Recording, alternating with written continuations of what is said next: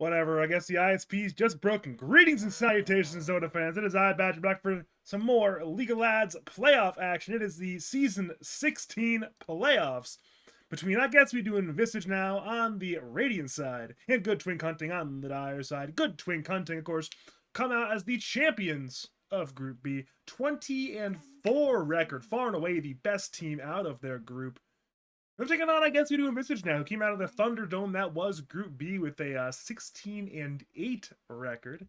If there is a lag, it is on my end. My apologies. If you want to fix that, send some bricks through the windows, my piece of shit ISP. They deserve it and then some. But I digress. My apologies. Not much I could do. What can you do sometimes? We do have, of course, some very fun Dota on our hands, though. We do have a stand-in tonight. There's a stand-in for Knives in My Coffee. We have Dops32 in that slot playing the Force Sup for the logical side. And then Dire side have their actual intended ordinary lineup. Looking at the picks, looking at the bans, we have Clockwork, Luna, Tusk, SF, Naga, SD, Bristle, Lion, Bloodseeker, and Willow all banned out. As far as I know, they're mostly standard bans. The Bloodseeker one in particular, I'm not quite sure about, but I'm sure there's a reason behind it, even if I'm not familiar with the reason why with that one. 8-pick is the Pangolier, 9-pick the Centaur Warrunner.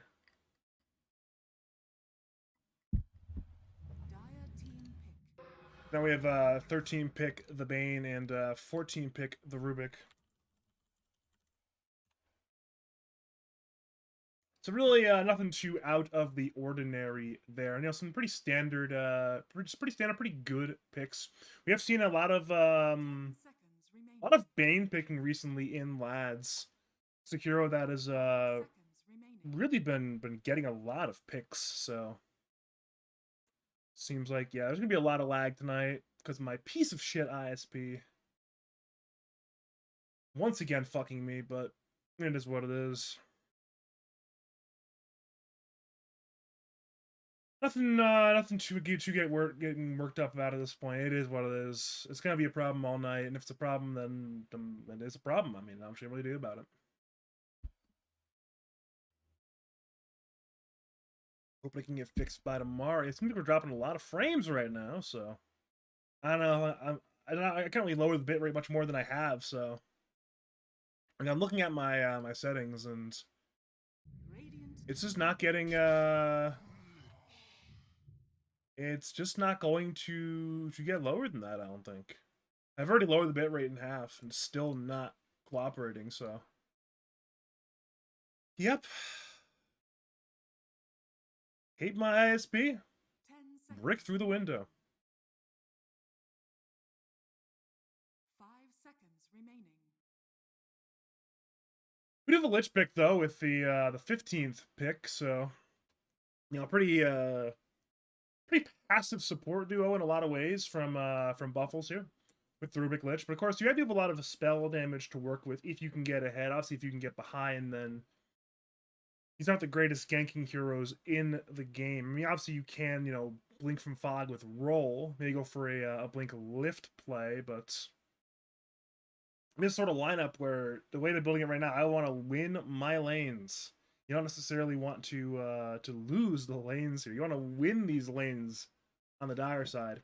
Of course, winning lanes into logical 6-dog is never the easiest plan in the world. Maybe you try to overload the safe lane. You win that last lane, you have the stand-in as well, so maybe you can get the win in that lane. Have that be your main go-to. For now, we have an Earth Spirit selection. I believe that's for the stand-in Dops32. I could be wrong about that one, but we shall see. 5 seconds remaining.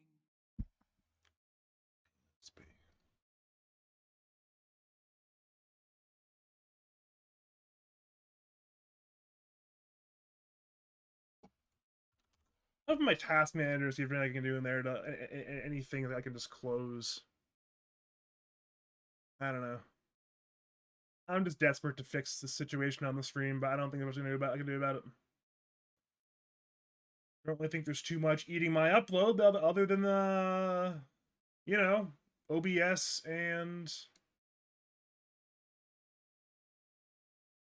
Dota.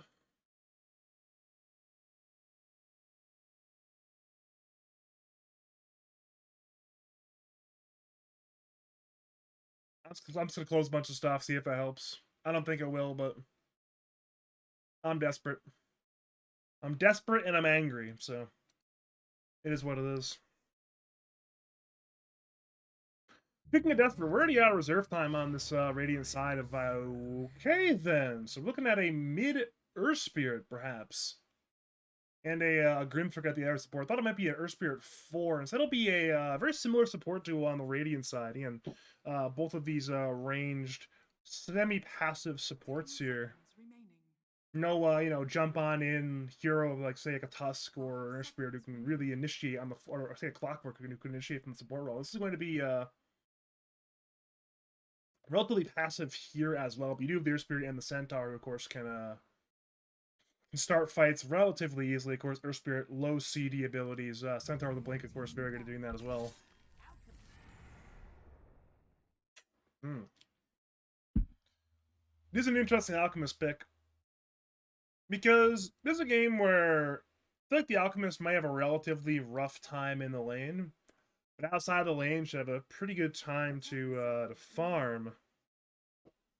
And of course, in the very late game, might not be a great out game because you're going to get the Grimstroke, Dark Portrait, and things of that nature. You know, the Bane and Feeble, but it's definitely going to be a very powerful timing for Good Twin Hunting. They're going to test their metal up against, I guess, we do in Visage now. They'll look to win 2 lanes. They'll get some stacks for the Alchemist. And they can, you know, if they can win the 2 lanes, they can get the stacks for the Alchemist. Then and they should just be fine to go and win their Dota game.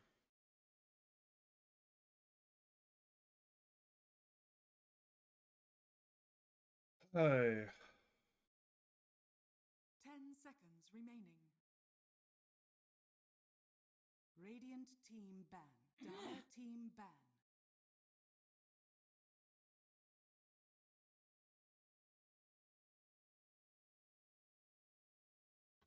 He keeps an ISP thing. See to what extent, how large the outage is. If the outage is small, then maybe 10 seconds remaining. maybe it'll Seconds remaining. fix itself rapidly.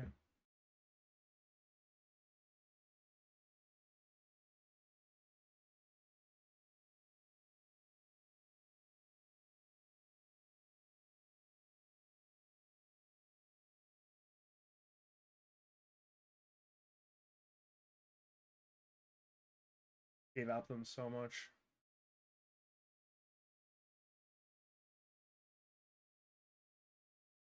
Of course, there's problems with it. How's there never not problems with it?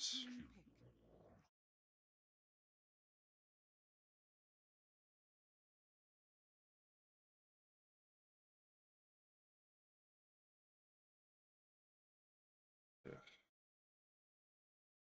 It is what it is. 10 seconds.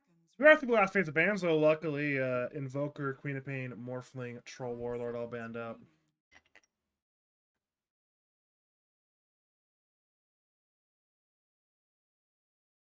Radiant team pick. Ember Spirit. We Ember the selection for Karan. Interesting. You have that Ember Earth Spirit matchup. Should be a pretty good lane for the Ember to just farm it up, but 10 seconds remaining. of course this is a matchup that Campbell's very familiar with. He is one of the more prolific Ember players in Lads. Has a lot of experience on the other side of the matchup, so should at the very least be an interesting matchup to watch from my perspective. Of course, a lot is going to be rune luck. You know, who can get them in a 6 rune, who can get them in an 8 rune. But that really is a lot of mid nowadays. Rune luck.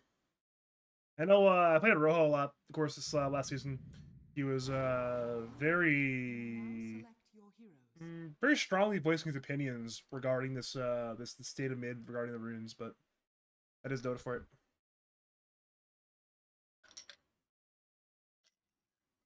Hmm.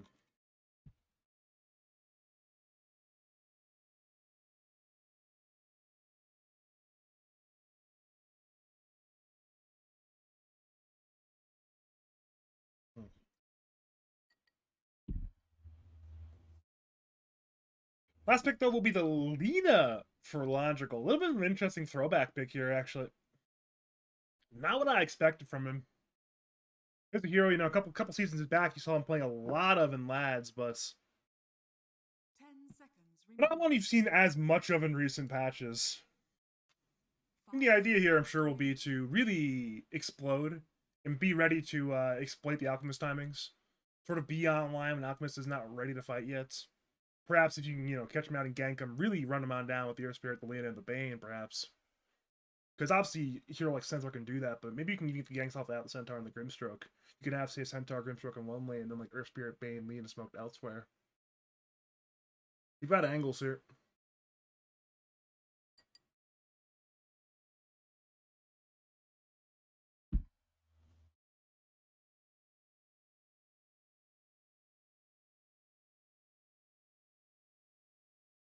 Hmm.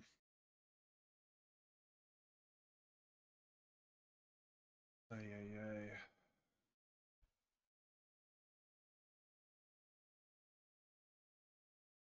We have grabbed our facets. Nothing too out of the ordinary from what I can tell. Nothing. Again, I'm obviously not the most familiar with some of these heroes and their facets, but yeah, from what I can tell, standard stuff. Probably take those off.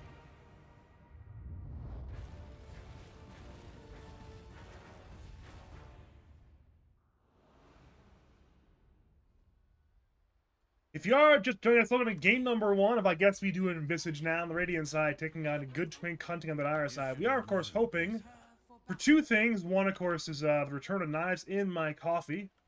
For game number 2, the other one is for my ISP to function at their job and do what they're paid to do. But of course, that's never going to happen in a million years. My name is Badger. Here for the 11th straight Lads playoffs. They're smoked up, of course, on both teams. Both are actually going for relatively similar movements into the opponent's tri-camp. Perhaps Radiant will block one of these 2 camps. Perhaps not. We'll put up a ward for now. It should give at least a decent idea, like, hey, you know, stacking from this angle, stack camp over here. Then you can spot out the stack from this angle here. And then, you can rotate over the Air Spirits, go on and maybe kill a hero who's farming it here, maybe farming it here. So, you have your options.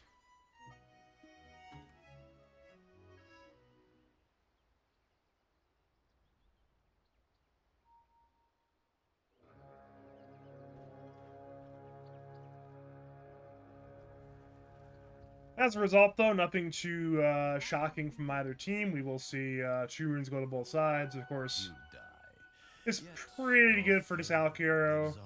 Get a little extra bounty rune gold. He has the seed money as well. So look at the net worth. Alchemist is already 1.1k net worth, way ahead of every hero in the game. So, you know, he's rich.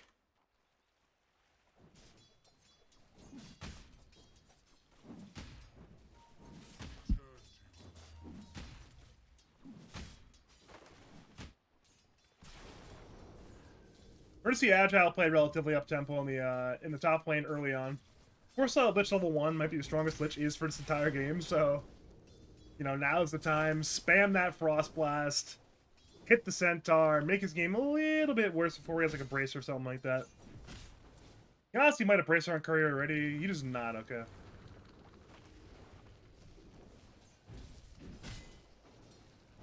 And then there's this bottom lane, which is a little bit less interesting than the top lane, but it is Lina Bane versus Rubik Pango.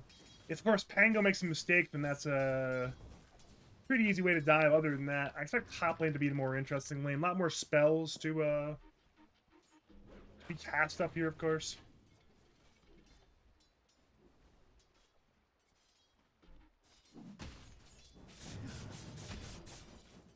Mid lane, as you tend to see in the Camel Farm matchups, Karan Lee playing up MMR, which, I mean, it's something, but clearly it's not everything, because if MMR meant anything, then Camel would lose every mid ever, and he does not, so clearly he's playing above what the MMR might suggest.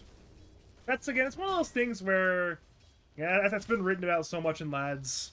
It's been said over and over and over and over and over again. Camel is no new entity. It's like season like 7 for Camel Farmer, season 8 for Camel Farmer. This is a well-established lore.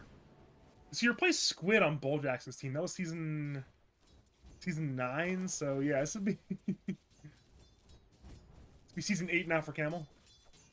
If not even more than that.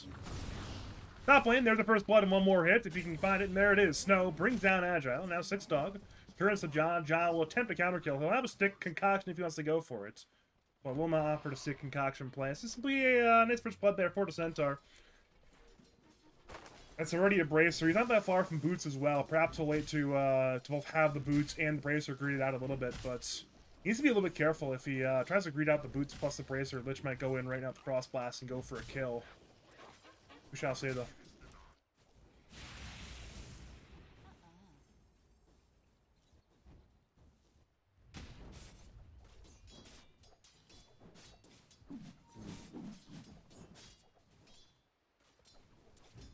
If the internet stays like this, I'm actually half considering recording the series as well as streaming it.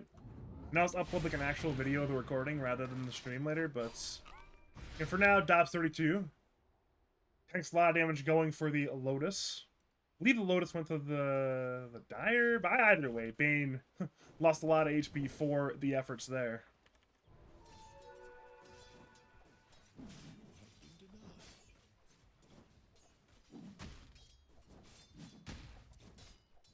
We are, of course, looking over at the top lane once again. Concoction comes out from Jaws. Snow will tank a lot of damage. The double edge for his efforts before going down. It's now 1 kill going back to the Alchemist. Both the kills so far in this game have been in the top lane. Radiant's top tower is under attack. And there's mid lane once again. Ember, Karan is taking the lead, but again, with the runes, the actual runes spawning soon, things could change very rapidly. Both, of course, will grab one of the water runes for the time being. We see Logical running forward. Jamie is a bit isolated, but Nightmare and Brain Tap are both on cooldown. LSO, never mind, no LSA. Logical TP's way, but in comes Camel Farmer. The kill will end up going to the Bane of Dobbs 32. Meanwhile, top lane, they dive against Agile. They'll bring it down the Lich. But notably, both the deaths on the Dire side and the top lane have been the Lich, not the Alchemist. So sure, you're applying the pressure, but you're not killing the hero that matters, the Alchemist. Concoction has been used. Look at silenced. Look at stun by the Centaur. Now it's stunned by the self-stun from the Alk Concoction. Alk is low. Centaur is low. Both will go down. So Alk secures the gold. Agile gets solo XP for the kill. And now 6 dog needs to be careful. Agile's level 2 Frost Blast. I think he actually might go for the kill here. 6 dog jukes with the tree lines. Looking at Dire Vision, did not see a little bit of that angle right there. And as a result, walk away play from 6 dog. Meanwhile, bot lane. You know what? I don't want to look at bot lane. I want to look at mid lane. It's mid lane. It's going to be interesting very soon because Earth Spirit's about to hit level 6. Ember's about to hit level 6. And that's where the fun will begin. We're going to see a lot of rotations, I do believe. Especially from this Earth Spirit hero. Maybe a little less so with the Ember, but I'm sure if he wants to, he can do so. He's got Bottle, Boots, and the Blightstone ready to go, so you know, get that right minute 6 rune. There is a gank opportunity in store. Of course, Camel has already rotated once. He is playing Earth Spirits, a hero who is notably good at the rotations.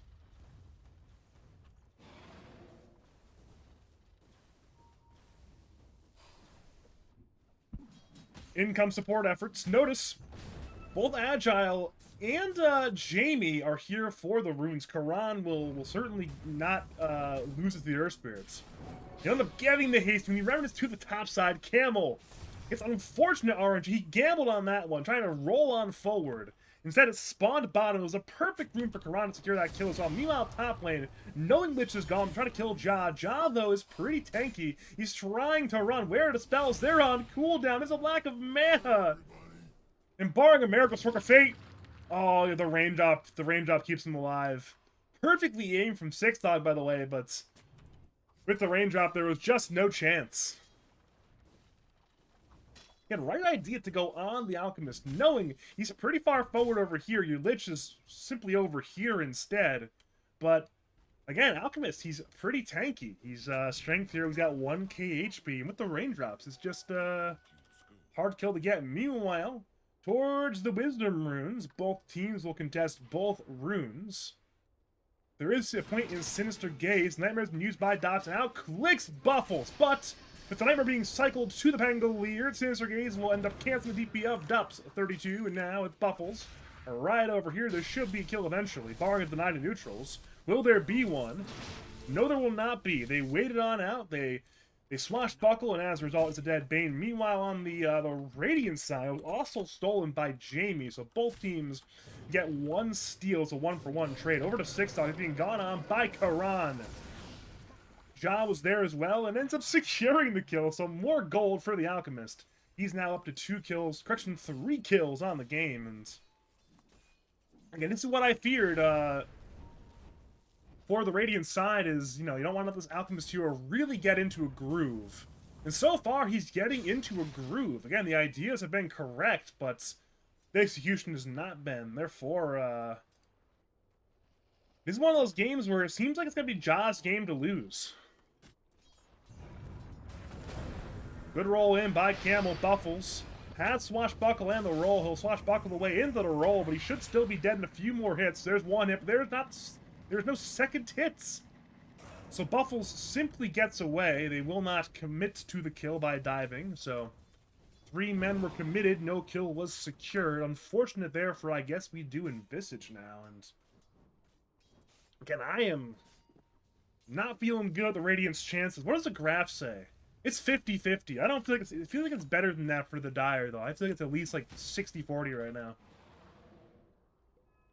You see Dops 32 getting some eyes on the Dire tri-camp, perhaps looking to stop the stacks, but there are no stacks. Instead, Dire are de-warding aggressively, perhaps looking to flood the bottom lane. They have Pangolier here, though, with no ulti. Other than that, we're still very split on the Radiant side. Dops teepees. Logical retreats to the far south jungle. The play will be top lane, though, going for Ja, who has the ulti active. It's going to be a very hard kill to secure. It's just not going to happen. Instead, Ja gets a couple gold pieces off of killing the Phantom's Embrace. 2 allied TPs come in, and that should be the end of our fight. Is there a smoke here? There is a smoke here if Jamie wants to go as 3. Perhaps smoke not even needed.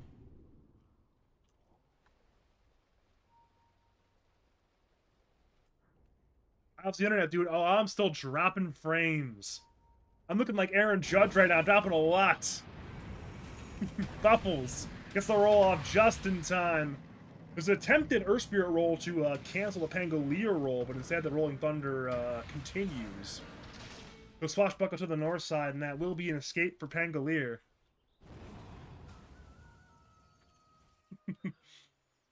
Illusion rune goes to Karan again. A lot of runes. I think all the runes have gone to Karan so far. 6, 8, and 10. Haste, regen, and Ilu respectively. As a result, again, Camel tried to contest, but notice, I like the play here from Jamie and Agile. They're putting emphasis on making sure their mid laner gets the runes. They're playing mid, knowing the Pangolier is relatively survivable in the bot lane, and of course, Alchemist, he's pretty tanky in the top lane, so they know they can commit to this this Ember Spirit, and again, the macro level play has been fantastic from Good Twink Hunting, and this is why they won their group. It's a strong macro play. They have demolished a lot of their contemporaries through, again, just strong post-lane macro play from what I've seen, and that will continue. Here comes the 2-man smoke. It's Karan, and it's Agile. Ember and Lich, they head perhaps for Logical. Looking at Dire Vision, they don't see Lilina. Now they do on the very edge of the ward. There's, of course, 3 remnants for the Ember. Frost Shield was used on Ember. Chain Frost bounces to the creeps, and that will be a very dead Lina. Ember secures the kill. Lich's TP will get canceled. They'll try to bring down Ember. Ember has 2 remnants and an Alchemist and Pangolier in the way, though. As a result, it's already an alive Ember. Bane is absolutely screwed. It's double kill for the Ember Spirit of Karan. They'll head to Camel Farmer, who is rolling 3. I think he's possibly fine. He's still magnetizing, by the way. Ember TP is to the fountain. He has remnants on the floor, perhaps to return if the fight continues, but that should be the end of our fight right here, right now. How's our frames doing? Oh, I got, yeah, 26% frame loss. I am so sorry. What can you do? Radiant's middle tower is under attack.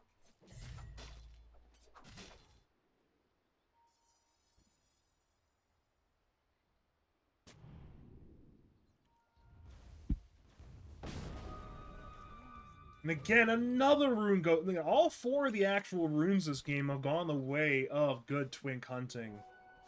Even when the Ember is not, bodying up at that moment, you still have the Alchemist scouting it. They're that insistent on, hey, this is where we need to be, and this is where we need to be. We'll go here, take rune, take rune. We're going to ruin this guy's game, and Camel is just not having the game he wants right now. He is really not accomplishing all that much. He's not that rich, and on hero like Earthbear, it's a pretty bad thing to be. Top lane, 6 dogs being gone on by Ja and Jamie, the double J combo. But it's still going to be a very dead Grimstroke. The kill goes to Rubik. Snow is here in the Centaur, but too little, too late. Meanwhile, bottom lane will be a trade of supports. The grip was on cooldown, but it was not needed to bring down Agile as the Lich. So again, sup for sup trade, relatively equivalent trade there. Especially in a game like this when really all 40 subs have relatively similar value this game.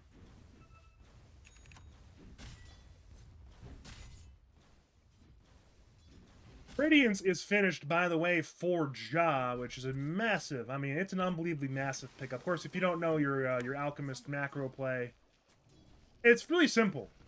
You acquire Radiance, you farm creeps. You go from micro camp to micro camp, you infuse with the gold, and again, at this point, they're trying to gank Ja, but look at the game sense. I think the ward here may have even spotted out that smoke. Meanwhile, in the Radiant jungle, Logical gets gone on. So Logical dies to his gang. Ja will get gone on, of course. They'll try to kill him. The ulti is there in time. He's regenning up. He's popped the wand. With the grip from Bane, this will be enough. Kill Farmer secures the kill. So it's a carry for carry trade. Very big gank for the Radiant, but in return, a very big gank from the Dire. Lina and Alchemist both are in the grave. Notice though that this Wisdom Rune on the Radiant side again was stolen by Jamie. Eventually, both Wisdom Runes this time could go to the Dire side. Karaz's double damage rune. He's remnanting towards Snow. Snow is inside the chains. Nightmare is there, stolen by Rubik. Snow is low. Goes down, buffs the Swashbuckle. Now the Loop to Bane once again. Karan secures the kill. 2 kills there once again for good twink hunting. They're up on the board with 11 kills. Up with a 12-7 kill lead. Of course, we're looking at this other Wisdom Rune still. It's simply there. More importantly, though, that it's a dead top tier 1 tower. Going down, going the way of Ja with the last hit. Actually, correction, no last hit for anybody. Just a creep last hit. Ja grabbed the Wisdom Rune on the south side instead. South side? More like east side than south side. Maybe I don't know my cardinal directions tonight. A little out of it because of circumstantial stuff.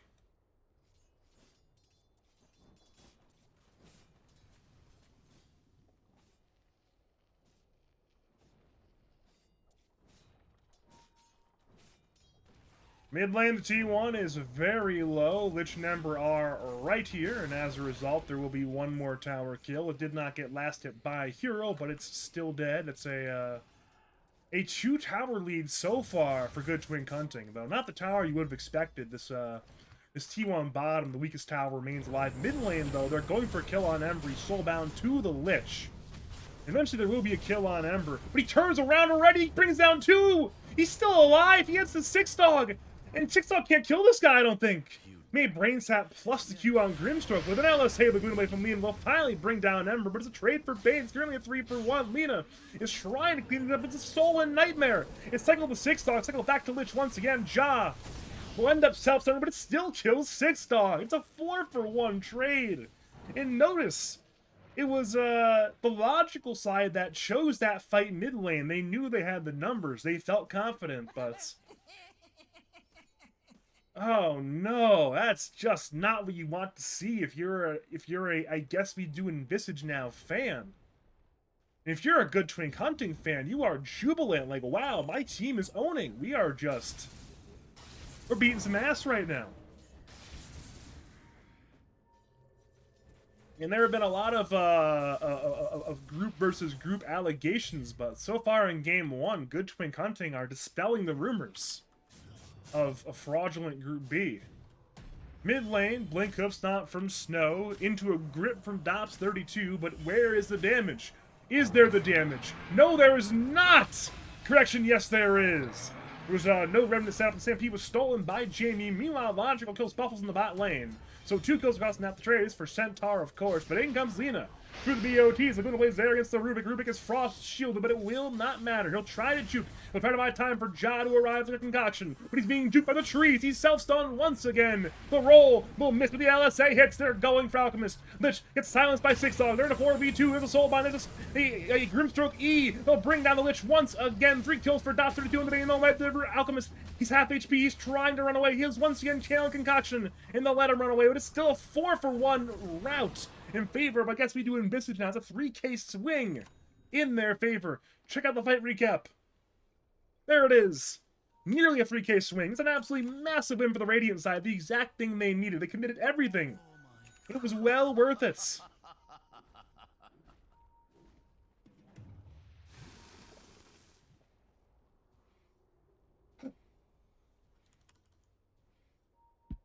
I'm being pinged on Discord. If it's not my internet, I'm going to be pissed off.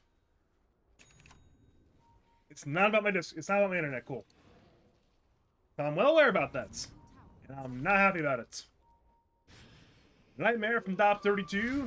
There against the Ember Spirit up Karan into an LSA. The good old combo. The roll from long range brings down Karan.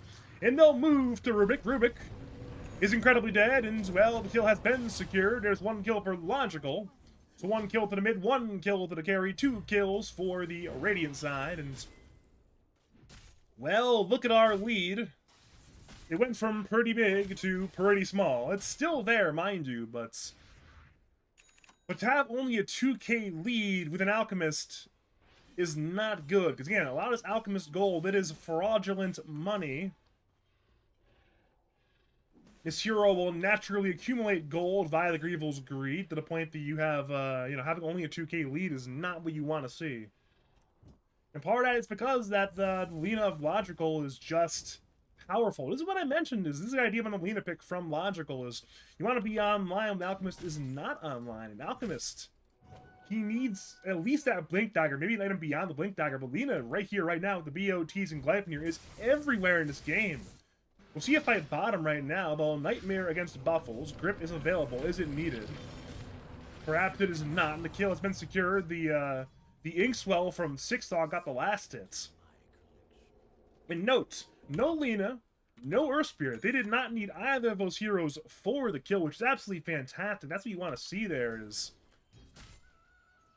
getting these big wins without the need of these 2 big cores. That's another thing that I mentioned during the draft is, you might want to try to get these sort of split kill situations without all your heroes, and all the heroes are not needed there.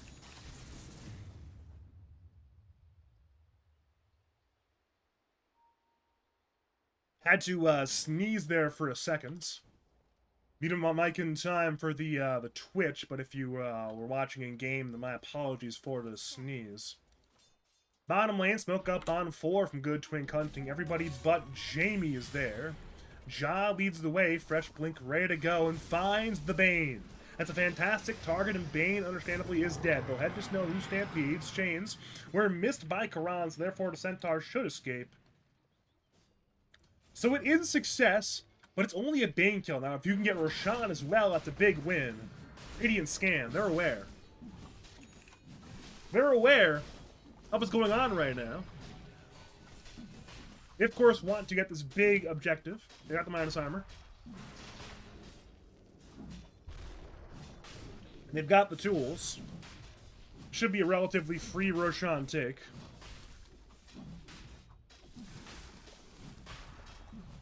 Now will be the time to run the train.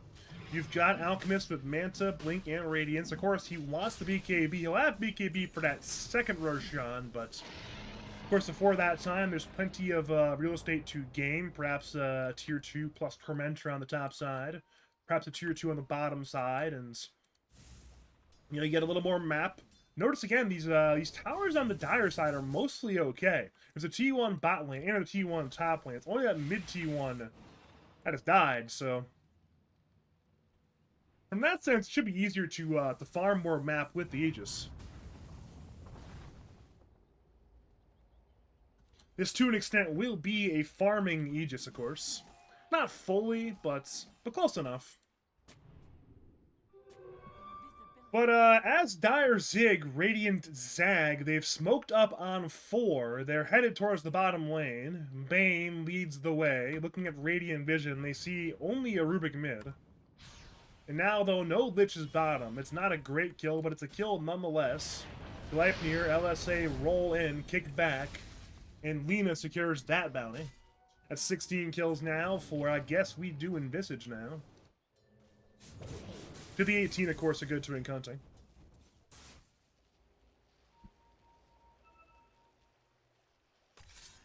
Here we go into the Diatribe camp. Inkswell roll in by Kemba Ember. And the Alchemist on the back lines. They bring down 6 up immediately. Snow Stampedes. He's already dead. His own double edge. Now Campbell's trying to BKB and fight. He'll silence 3 and then roll away. That is disastrous. Ja, of course, wants more kills. Dops 32 attempts the juke. It does not work. That's now 3 kills for good twin hunting who are hunting these Radiant-sided heroes. Now again, the waves, they're in a decent spot. The wave's coming in top. The wave is going to be probably not coming. It'll probably go this way bottom, but in the main venue will be middle lane. You drag it on in there, you at least get, like, you know, half that tower mid. Alchemist right now is the only one showing. He's got 2 lives to play with, of course, but you know what? The half that HP in the tower, give or take, is good enough for me. I have creeps to farm. I have that second Roshan window to hit when the time comes. Never mind, he's back to mid once again.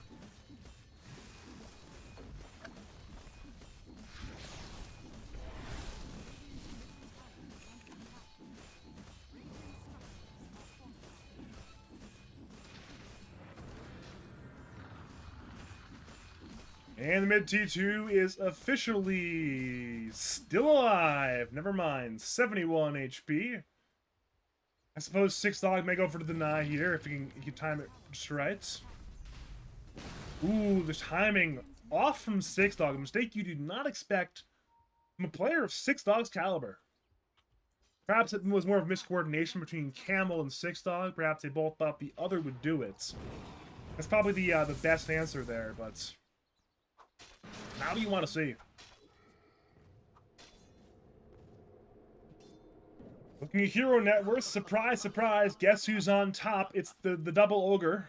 Well, ogre on top. I don't know what that is on... Sorry, ogre on bottom. I don't know what that is on top. Little gremlin thing. Greevil, perhaps? Probably a Greevil, yeah.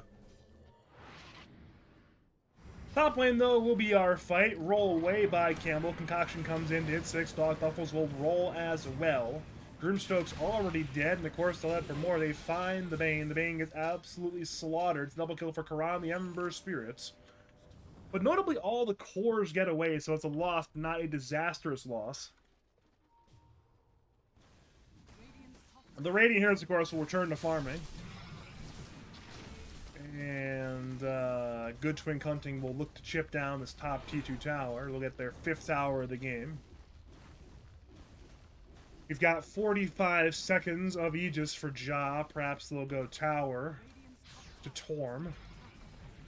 Seems like a reasonable play to me, by my estimation. And here we go. There's once again backdoor, temporarily, but keyword is temporarily. It will not last for too long. Last hit goes to Ja, and here we go.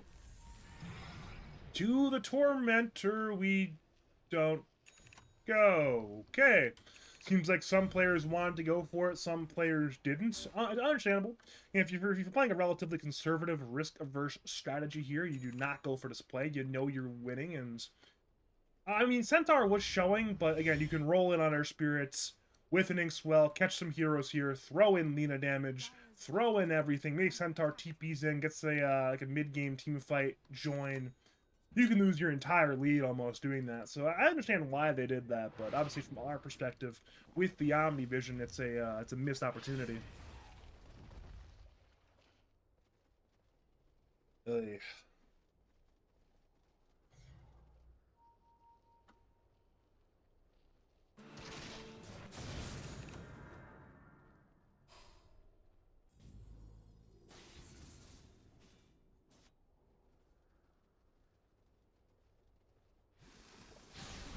So they're grabbing the Radiant side Tormentor. Dire will grab the much easier Dire side Tormentor. They'll get the free shard for Jamie on the Rubik. So could have been either him or could have been the Pangolier. Both, of course, very good shards to get. The roll up on Pangolier. And the defensive telekinesis on Rubik, both quite powerful. Dire's top tower is under But attack.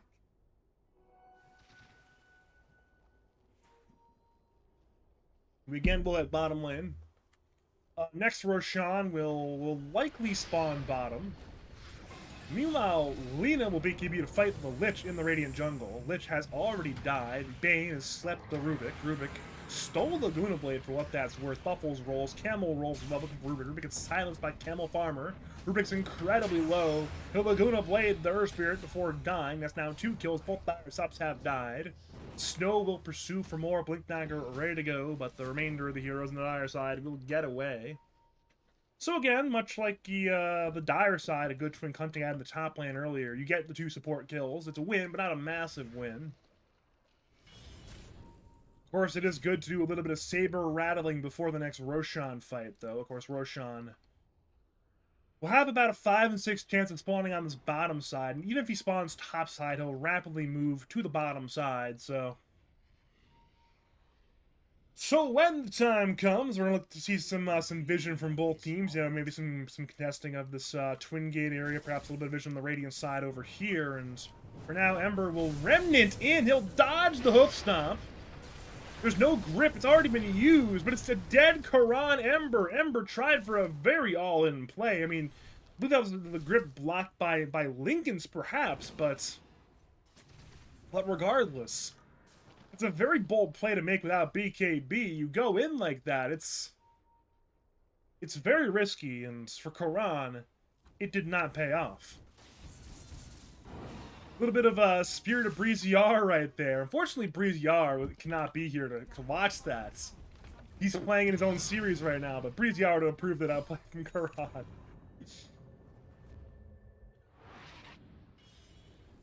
We see a bit of a smoke up. The Radiant subs are smoked. They'll smoke up the Centaur and the Air Spirit. They'll look to rendezvous with the Lina, perhaps. Ja has now showed mid lane. Blink Shiva some snow, but Ja still running. Concoction has been channeled. Roll comes in from Buffles. It's a fantastic roll from Buffles. 6 dog down, Camel down, double kill for Ja. He's BKB and fighting Logical, who brings down Rubik. Now Snow's 1/3 HP. Ja gets stunned with a stomp from Snow. Snow grabs it in, but only temporarily. It's a triple kill for Ja on the Alchemist. The Nightmare play helps the Bane get away, but it's still an absolute disaster class. For I guess we do envisage now. They got caught by all of the scenery with the Pangol roll and the Lich Ice Spire. Absolute disaster there. And at this point, you're going to almost certainly lose the T3. You're probably going to lose the barracks. That's certainly not what you want to see there. Radiant will glyph to perhaps clear the wave out. The wave will not die. There's just too many units. The Alka Illusions tank some of these split shots. Lina buys MKB, therefore there's no buyback for Logical. That could backfire immensely. For now, though, Soulbind on 2. Into a Gleipnir on 2. Into an LSA to plus double Laguna Blade. Alchemist taking a lot into a double grip! Double grip is fantastic from Dops! It's a dead Lich, a dead Alk, and the Nightmare into a roll against Ember. Ember summoned by LSA. What a turnaround by, I guess we doing Visage now. And I guess we doing a base defense now, it appears. What a fantastic play by Logical and company. Again, it's a fantastic... Again, the Soulbind from Six Dog was fantastic. And again, the utilization there was perfect. You know, double Soulbind targets, of course, into the double Laguna Blade. With a double grip at the very end of the Soulbind. That's just beautiful stuff there. And as a result, this second Roshan will go the way of the Radiant side. And that team fight was still probably incredibly laggy because I'm dropping 34% of my frame, so if the audio quality is bad, what can you do sometimes? Roshan to fall. He just goes the way of Lena.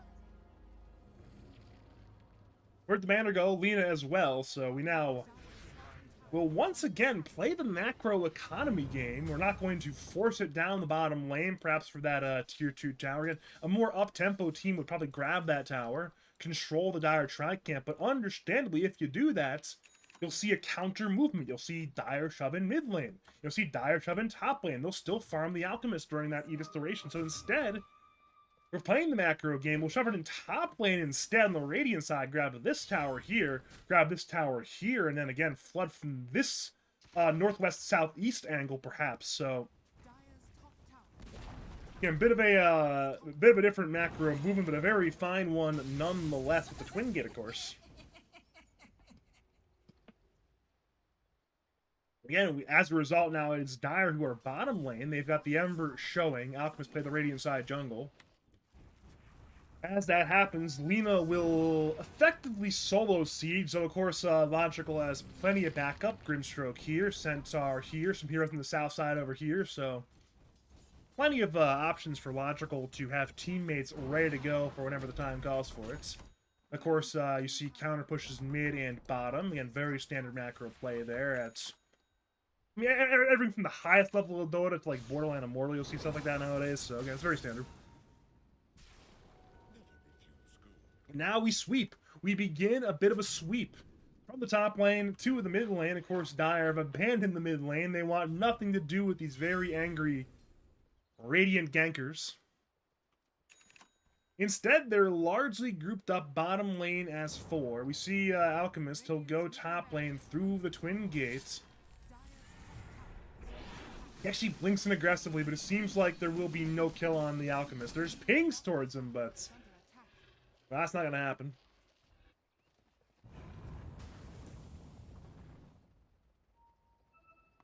Yeah, we're seeing a lot of movement southeast towards this bottom right corner of the map, but well, the TP's away, will be in time. Pango gets away, Ember gets away. There's still a Lich, but he'll also TP away. So, again, good dodging so far from Good Twin Hunting. They have not lost a kill post-Aegis. Look at this graph. You see at the bottom here, none of these heroes on the Radiant side are finding Dire-sided kills right now. So, sure, they're getting some towers, but they're losing a bit in exchange gold-wise. This is not an ideal situation. There's no Tormentor to take for a little bit longer. It spawns around minute 36, I think, so maybe if you stick around here, you grab the tower, you control Tri-Camp, then you grab the Torm, but the timings are awkward. Look at this Aegis duration. There's only 2 minutes left. I mean, maybe you could shove high ground, but shoving high ground is a very, very risky maneuver. Does Logical have that dog in him? Maybe he does. You know, dog in the name, 6 dogs over here, but for now, it's more standard, box standard macro play. You TP back, you mine the waves, you bring in mid, someone's going to bring in top. You ensure that you get some information via the creeps, but again, this very strong play from Good Twin Hunting so far. If they can keep on dodging the grip, it's there on Ember. Oh, the silence as well as Pangolier. What fantastic play and coordination from, I guess we do in Visage now. Ember will attempt to get away, but he's still leashed. Hoofstomp finds Karan. They'll move to Buffles, who rolled up in time. He's trying to keep you away. It will succeed with a more important hero. The Ember Spirit of Karan goes down. In Karan's game, it is spiraling. We're going to open up the player net worth graph. at the end of the game. He was at one point neck and neck with that number 2 spot. He's now 4. And he's a lot closer to 6 than he is to 3 right now. As a result, with the Ember dead, there's a chance to once again go for some kind of play. Seems like Logical and Company are looking for more kills instead of forcing a tower. There is a no Tormentor here still. But notice that the Edict expires in 30 seconds, so there's not too much time left. There will be a Daedalus on Lina to replace the Aegis with, but... well, what ends up happening here, we'll have to see. How are we on frames? We're still dropping them. We're still dropping a lot of them right now.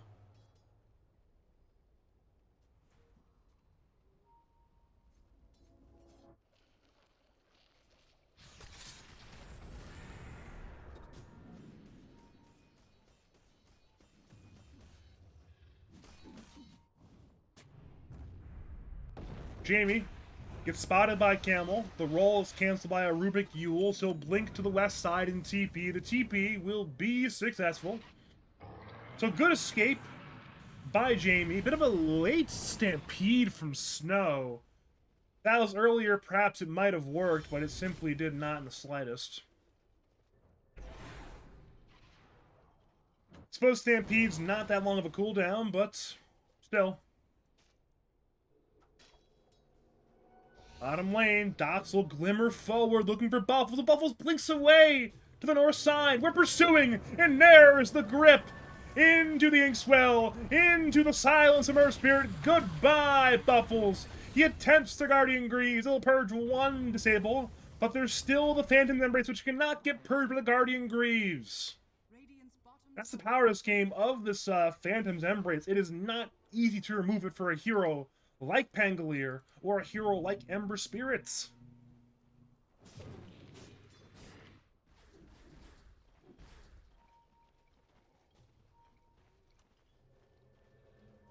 Good TP away by Ja. He gets away from the angry heroes for now.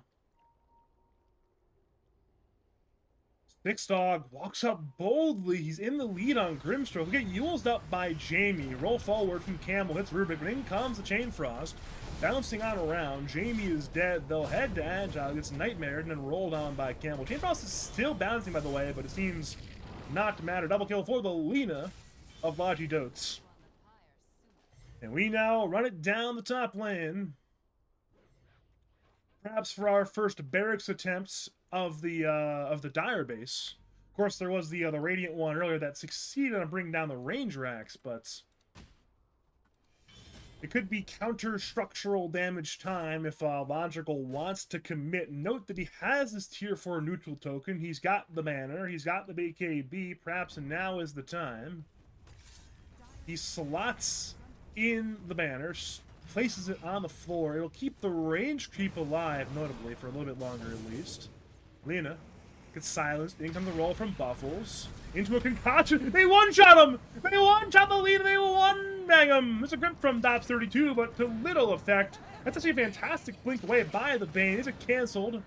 No, it is not. There was no slight up for the Ember, so there's no way to pursue that one, but you bring down the Lina, and that's a major, major kill there. A major is an understatement right there. At this point, again, you're starting to cap out on both the Alchemist and the Lina.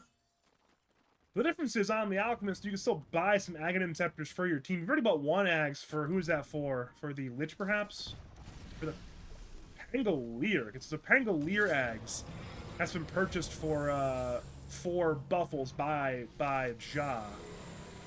As that happened, by the way, 6 Dog is going on by Ja and Agile. It's a very easy kill there for the Alchemist of Ja. But Lina is really starting to cap out here. Again, all 6 items slots have been using. You can buy the Shard, you can buy the Ag Scepter Blessing, but there's not all that much that Logical can buy still. Into the Radiant base, the Dire go, I should say. Nightmare gets cycled. Tower is simply suffering right now. Radiant Glyph, Dire retreat.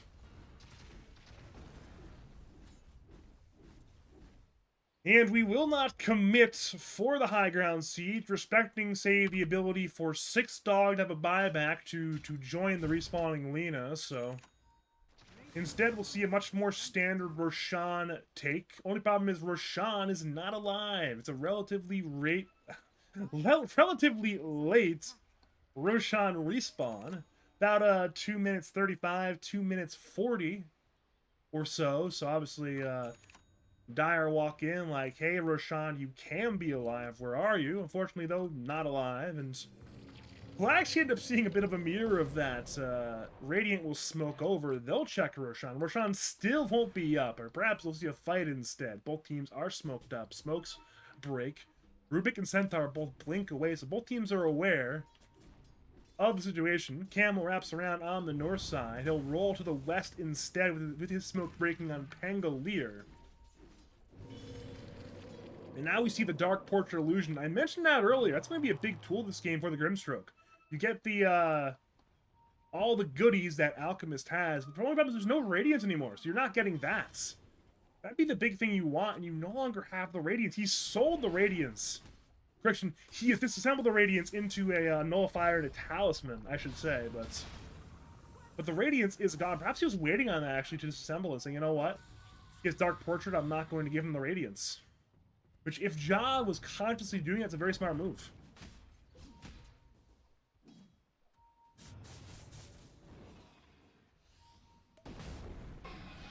Concoction is channeled by Ja. Looking for anybody but he'll self-stun.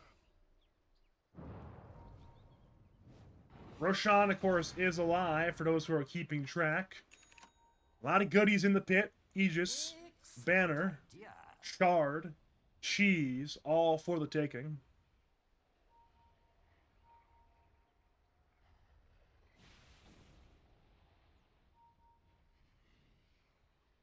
Both teams, of course, should be aware by now. We are over 11 minutes now, I believe. In the pit we go. Jamie will break the initiation. He'll tank the Centaur gank. But now, notably, there's still Ja in the pit. Roshan's half HP. Roll gets pump fake. Ja leaves the pit. Rubik buys back. They'll go for Ember, whose Lincoln's is pop. Meanwhile, again, look at Ja's concoction. He's looking for a target. He'll go for Grimstroke again, but it's a soulbind in time. Into a two-man grip on Alchemist and Pangolier, but it's canceled by Karan. Ja lives, and the grip is stolen by Jamie. They've gripped the Lena. Lena's fine for the time being. Grimstroke buys back. Bane buys back. Radiant are collapsing. Earth Spirit will be KB. He'll pop the ult. He'll bring down Pangolier. Buffles is already dead. They'll move to Jamie. Correction, they'll go for Ja instead, but Ja blinked to the other side. They'll go to Agile's Lich. Lich tanks the roll. Camel gets stunned by Ja. Pangolier buys back. Karan is running. Agile's incredibly low. He'll get propped down by 6-dog. One more roll forward. Nearly finds Ja. Karan jukes it away. Agile buys back. And now back to the Roshan pit we go. But look who's already there. It's Jamie on the Rubik. Look at Jamie's angle. It's a perfect angle. They have no idea he's here. This could be the savior angle for the Rubik. Roshan's on 3rd HP. He's roared. Look at the HP. 2k. Dropping 1k. From the north side comes Ja, who's self-stunned. Roshan doesn't get it. Grabs it on the Rubik. And he comes Ja the stun. That's fantastic from the Dire side. One more soulbind. The Luna Blade. Ja to fall. Jamie loses one life. Agile dies. That is a dieback. Jamie respawns. Tanks an LSA. It's an absolute disaster. Buffles is rolling. Camel is rolling. Snow is dead. Look at Karan. He's stunned. He's trying to juke. He'll run away. Look at Buffles. He's still rolling as well. Camel BKBs. Buffles gets broken! He's nightmared! There is no running! He has been embraced, and soon he will embrace the grave! He's trying to bring down anybody he can, but in comes the Gleipnir, in comes the roll in the LSA, and down goes Pangolier as a dieback for Buffles, dead for 2 whole minutes! And the Dire base is about to crumble!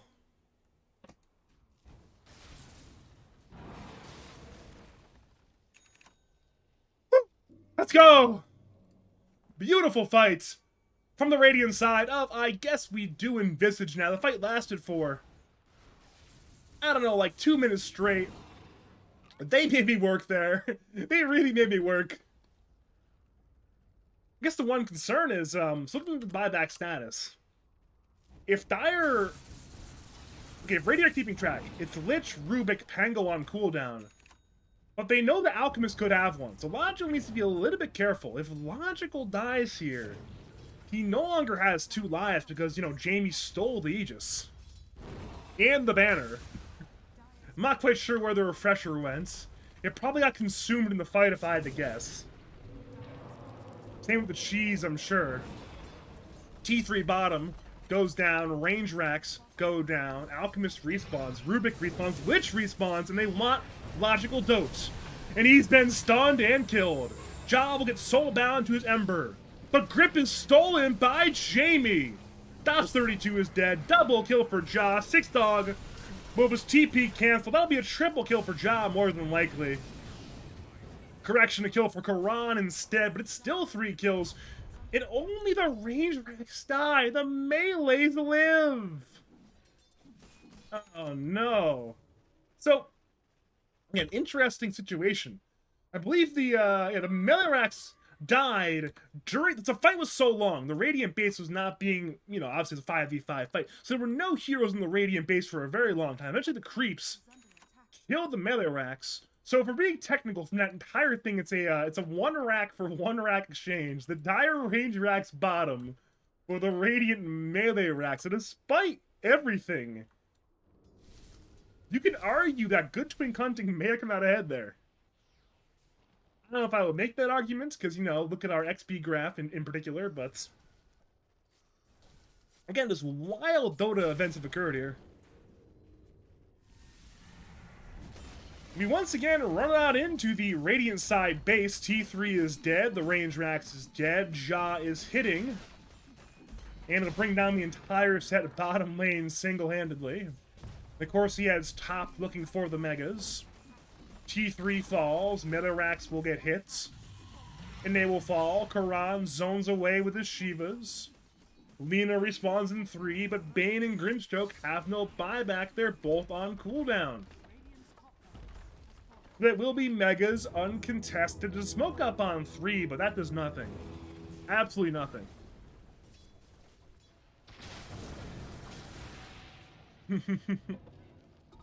And they'll even snag the Tormentor on the way out for a little extra gold.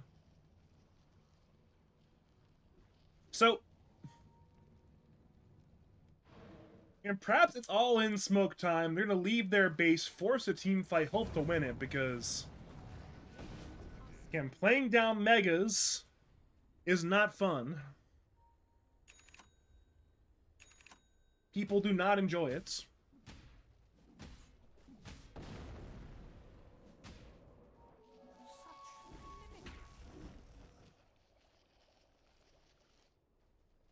Again, as the Radiant leave their base, notice, again, the creeps are coming in top with a Fury. They're coming in bottom. Logical is that counterbalance there, at least, but, again, they're still coming in top. If you really want to win this game the Dire side, you can just wait for that 4th Roshan. Play the very, very, very slow game. Wait for Roshan. And just chill for a bit. I kind of hope they don't, because they're pretty boring, but...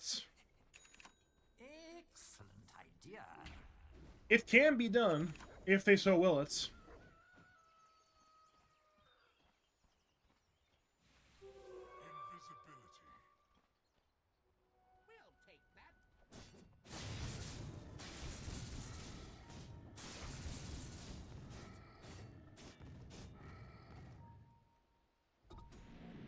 And that's probably the play. You wait for your at least your buybacks to come up, and then you start, you know, poking your head around the Roshan pit. Don't do anything stupid with the lead you've got. It's a very tenuous lead. Even though you are up megas, you're not up by that much gold. I think you're still down in XP. You're still down in XP, so... And there's no point to super overforce it. Go for something crazy and wild. Play it slow. Play it smart. Grab the objectives when they present themselves. Don't go without buybacks. You can always farm more Aghanim Scepters. Again, Lich Ags, that's pretty cool. Rubik Ags, that's really cool. Ember Ags, he bought it himself because it's that cool, but man, he can always sell his Ags. Got free Ags from the Alk, I guess. I think there is some interaction with that one. Like, if you give an ally who already has an Ags, I don't know, but not important.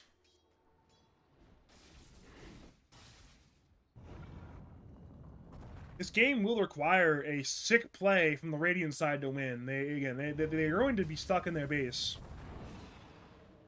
Because, you know, the base is the place where the mega creeps come in. They're coming in mid. Coming in top. And they're coming in bottom. Dire are smoked, looking for an angle, perhaps a soft hero showing. But again, cores are showing in all three lanes. The supports are playing around the tier 4 towers. Perhaps an opportunity will present itself, but I doubt it. I doubt it.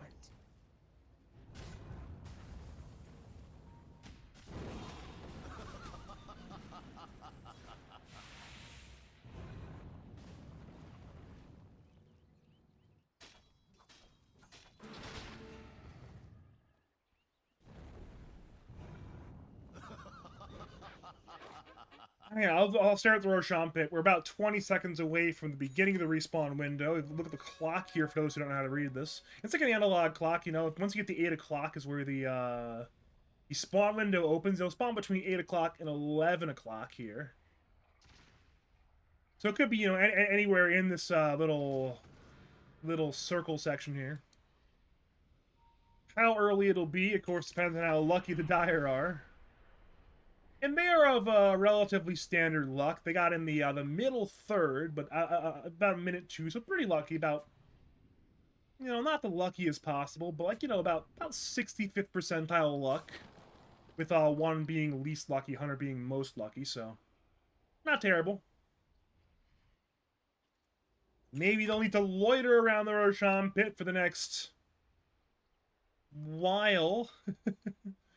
To do that, but the time comes when the time comes. I don't know how many wards we have, but again, we're seeing a ward instantly get dewarded. Ja will go forward towards Bane. Soulbind does not latch to any heroes, but Ja will just stand his ground. Karan remnants forward. Six Dog gets his TP canceled by the searing chains of Karan. Goodbye, Grimstroke. He's 8 gold short of buyback. See, we'll have it from natural passive golden right now. But, again, maybe if you can force the buybacks, you don't even need to go to Roshan. You're fighting 5v3. Technically. But again, you have buyback on the 2 to cease support heroes. So it's kind of a fake 5v3. You know, at this stage of the game, buybacks are a resource that you really don't want to use. Because when you use them, they're on cooldown. You present an obvious win condition to your op team when you do that.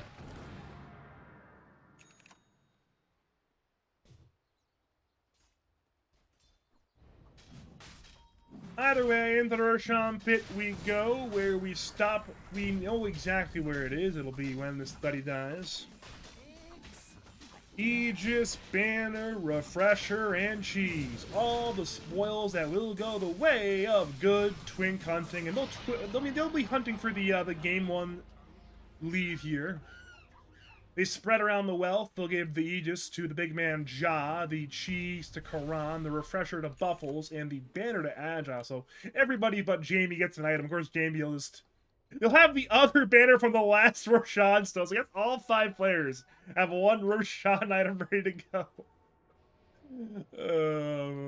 I love Dota. I don't love my ISP though. My ISP can brick through the window. Or worse is what they deserve. But I digress. Because there aren't too many really good options around here, because it's, you know, Optimum and Frontier, the 2 big ISPs, and they both suck donkey balls, so... Not great options. Banner is on the floor. Karan will remnant forward. He'll remnant away. His Lincoln's was popped by, I believe, the Enfeeble. The banner lives for the time being. The other banner is still ready. Gleipnir has been used.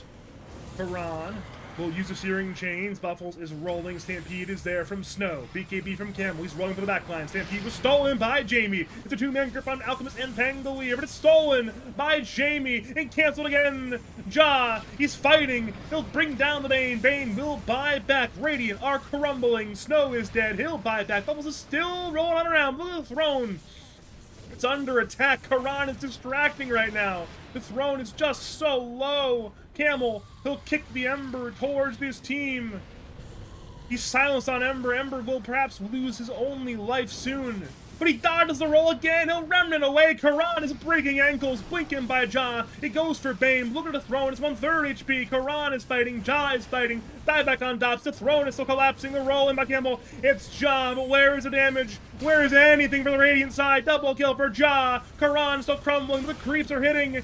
Logical taking the siege units. Look at the throne. It's simply going to die. And game 1 goes the way of good twin hunting in a 57-minute epic.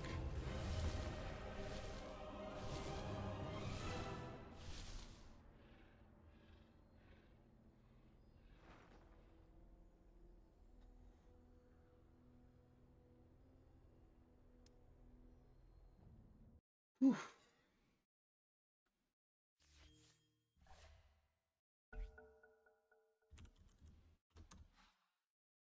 I have been on the record denigrating Rubik players for thinking they're good because they use spells. And there are many in mediocre Rubik who look pretty good in a game. It's like, oh, you know, it's just Rubik. But this was not one of those games. Jamie, or perhaps Jay Dalla as he wants to be called, had a fantastic game on the Rubik. Not just one of those games where his hero was carrying him, as Rubik players often are. No, this is a truly great Rubik game. Sure, the stat line is 4, 8, and 19, but I saw numerous grip cancel into grip steals. Numerous very good plays there from the Rubik. And the Aegis steal, of course, was the highlight of his game. You just blink on in, perfectly timed. You grab the Aegis, you grab the banner. Lucky, I mean, morale damage there from that play is catastrophic.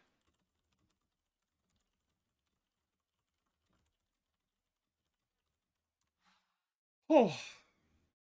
And nothing more catastrophic than that kind of morale damage is the morale damage that I am receiving from my ISP. I think I've mentioned them now about 17 times. And if the frame drops continue, I'll mention them 34 more times if the series goes to 3 games. 17 more times if it goes to only 1 game.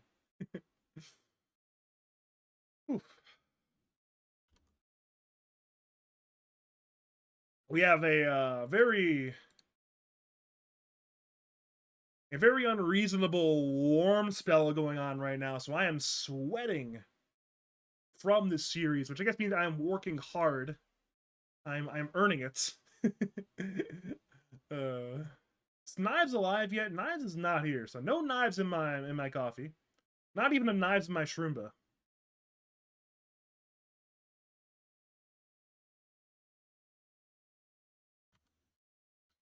Seems like both teams are looking to recover mentally, if not physically, from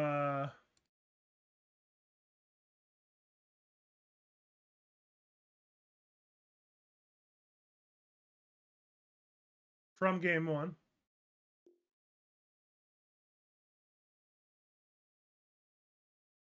And there it is, first pick the choice.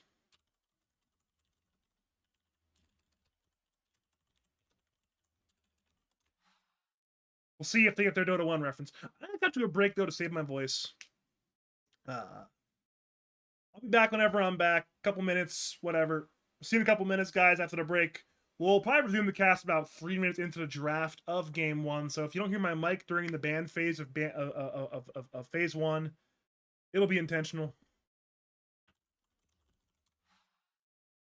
Talk to you soon for Game 2 of I Guess We Do in Visage Now versus Good Twin Hunting and the Lads Season 16 Playoffs.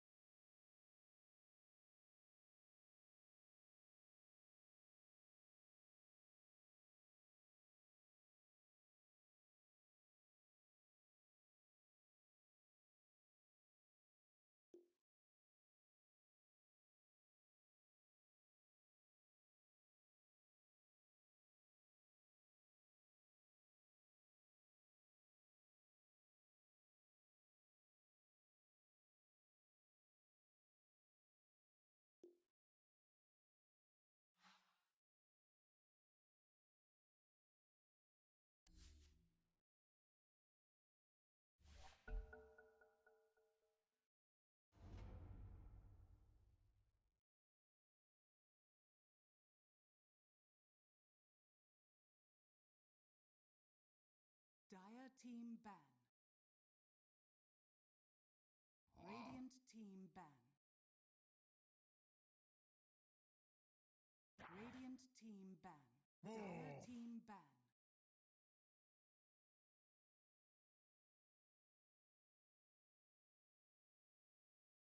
10 seconds remaining.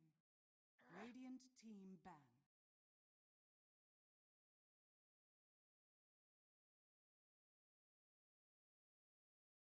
Seconds remaining.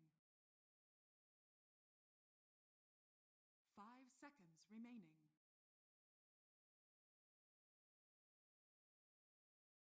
Radiant team Dire team ban.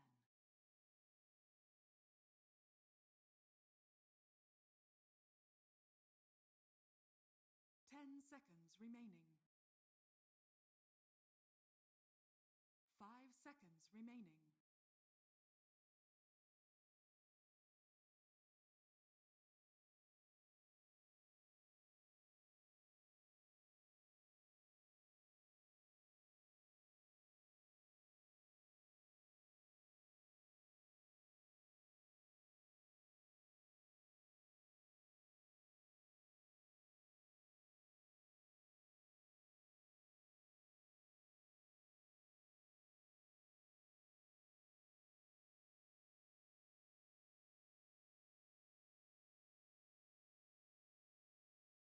Dire team pick. Radiant team pick. Dusk.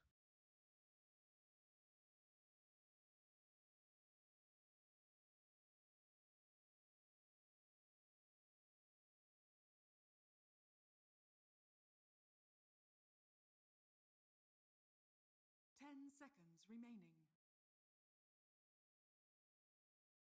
5 seconds remaining.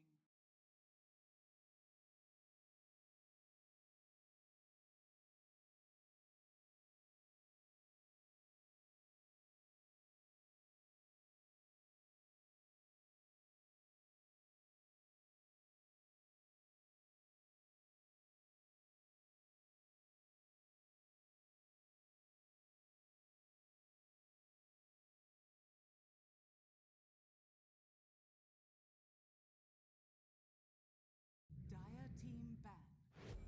Queen of pain.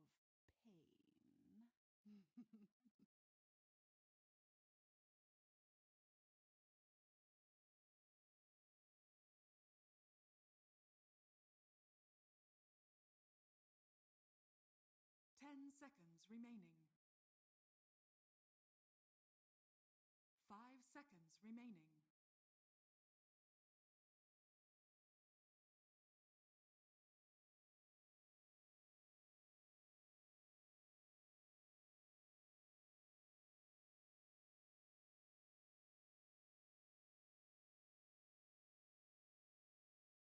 Dire team ban.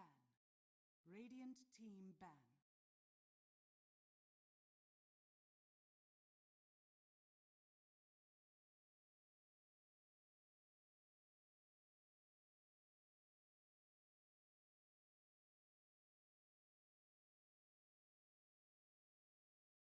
Seconds remaining.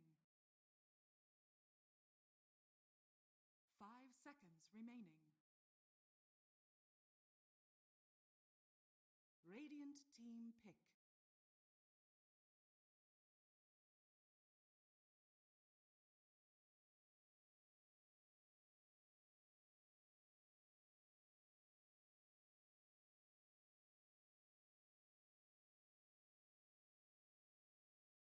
Seconds remaining. 5 seconds remaining.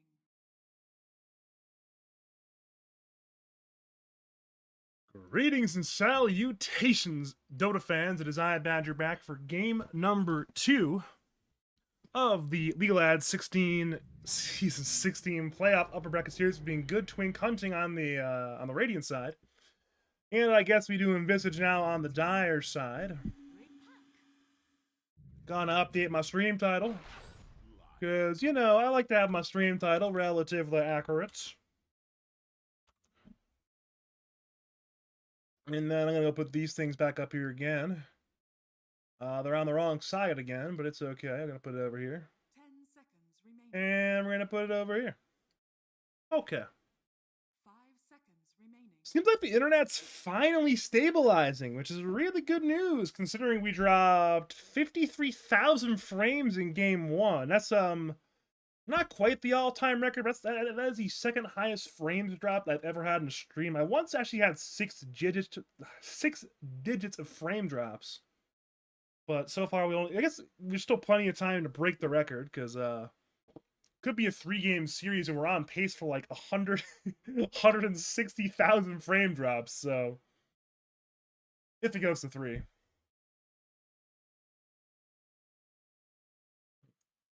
But looking at the so I'm looking at the Twitch feed, the dashboard feed, and it seems like it's stabilized a bit. So yay! That's good news. Finally, that things are going well for me in my streaming situation. So yeah, if you were not watching the other series in the other monitor, you missed game one of Royal Andy taking on Toxic Tacos, and my personal favorite player to cast in lads, Breezy R, was there to play the game and to win the game, and apparently not do very much in the game, but actually had a stand-in on both sides. So no Artorias game one and no Andy Bendy game one. They had a former Toxic Taco Turtle King standing in on that side, and they had Ultra Gunner standing in for the Royal Andy side. Ultra actually seems like a really good player fit for that team, personality-wise. Honestly, probably better fit than Andy Bendy, but I love Andy, so can't ever hate on that one. We are like deep into a draft though, and I have not talked about it at all. So bans: Shadow Demon, Bristleback, Pengolier, SF, Invoker, Clockwork, Luna, Bounty Hunter, Naga Siren, Rubik. Again, mostly standard stuff that's not standard. It's all very personalized. 8-pick Tusk, who was banned out game 1. 9-pick Queen of Pain. 13-pick Phoenix. 14-15 Puck Lion. 16-17 Tiny Ogre. I love this Tiny pick. I think Tiny's the exact kind of hero that would have done well in the last game. A hero who has, low cooldown, blink stun opportunity, but also can scale.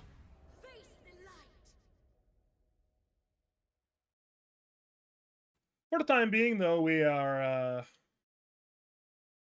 seeing a Dawnbreaker pick. So again, we're seeing a very different dimension to this game. With the Puck and the Dawnbreaker versus last game's Earth Spirits and Centaur sort of coterie, I would expect very much more of a split map style, very similar to what Good Twin Hunting did game 1. Maybe that's the idea, is you see them bring that style and you match it. We're seeing again much more of these sort of melee style. Again, after game 1, we saw 4 very, inst caster backline subs. Seems like both teams were not happy with that, though, because now both teams have these blink strength stunners. Tusk, of course, was banned out first phase game 1, could not be selected, but Tiny's now here as well. So it should be a more interesting game than game 1, and game 1 was very interesting. So if this game's more interesting than last game, and last game was already interesting, then long story short, my throat's going to be dead by the end of the night, which is not good, because I'm casting tomorrow, and then I'm casting Sunday, and then I'm casting Tuesday, so my throat might be really shot by the end of the weekend. That's why I'm taking Monday off. I think there are playoff series on Monday, but I just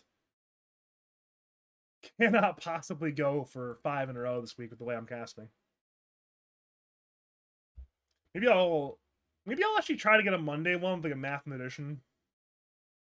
I'll have him do play-by-play, and I'll just kind of hop on there. I'll figure it out. 5 seconds remaining. I'll message Matt tomorrow. It's probably in bed already. Probably not, actually, but He's the level 2 Weaver. I don't know what tournament he's playing in, but he's level 2 Weaver, so yeah. Radiant team pick. Nina, Lifestealer, Medusa, Morphling, all banned out. Oh! So this pick, if this is a different team, you might say, well, Dawnbreaker carry Beastmaster offlane. Say you had a player like Pattern, maybe it'd be like a mid Dawnbreaker sort of thing, but 10 seconds remaining. well, this is a logical tech. 5 seconds. This is going to be Beastmaster carry. It is a hero who can really, really get online and pace the game. Choose your But so can Templar Assassin. Oh, this could be such a fun game. I am so excited to cast this game. I love these heroes. Love this draft. I love both of these drafts. I think the ooh, what draft is better? Tiny offlane. How much break is there for refraction? I'm gonna say I prefer the Dire draft, but honestly, I think it's about 51, 49, 50 sort of draft. I don't think either draft's that much better than the other. But logical, he's bringing. I mean, it has come to the Triaria. He has brought out the Beastmaster carry. It is his winners bracket lives on the line right now. If they lose game 2, they're head to losers. It's gonna be a hard season to play losers. You do not want to be in losers. There are some killers in losers this season. I mean, Pizza Dogs in losers. KU's team is in losers.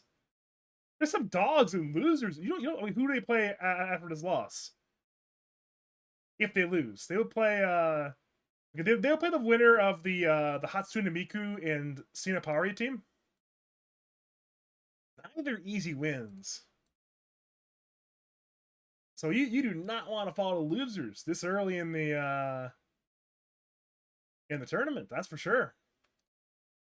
But of course, if you're good Twink Hunting, you are the champions of your group. It is the pride of your group on the line right now. You have to win this series.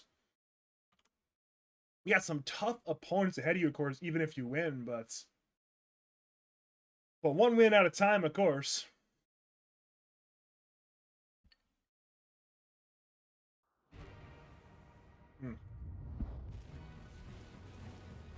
Bump, bump.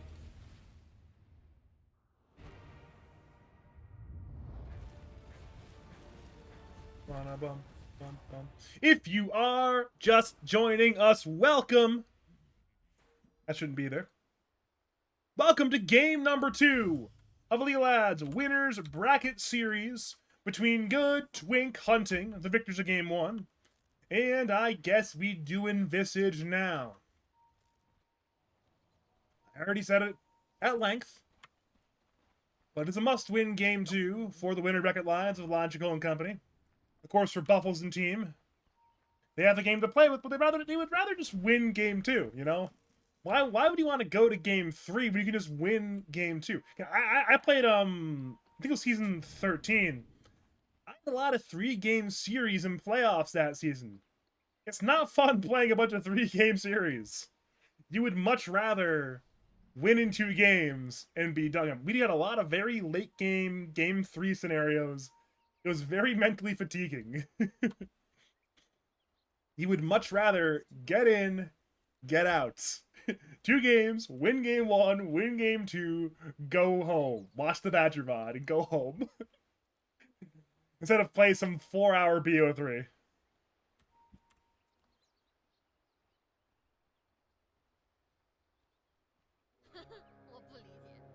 Seems like Ja intends to play the area with the double meld strike, but for now the runes will go perhaps 2 to both teams. Or perhaps not. So Jamie just walks up slowly, grabs the bounty rune here. Therefore, that's 3 bounty runes for the Radiant side. That's not what I expected. Six Dog tried to block the Radiant wave, did not have fun, tanked a Meld Strike for his efforts. Mid lane, it's Queen of Pain Puck. That's a certified Dota 2 classic. historically speaking, it's the lane that goes the way of Puck. Nowadays, I think it's a little better for Queen of Pain than it used to be historically, but I'm sure it's still a good lane for Puck. And now you're seeing Queen of Pains put a little less of an emphasis on Shadow Strike. That is one thing. It used to be a big interaction in the lane, is dodging that Queen of Pain Shadow Strike.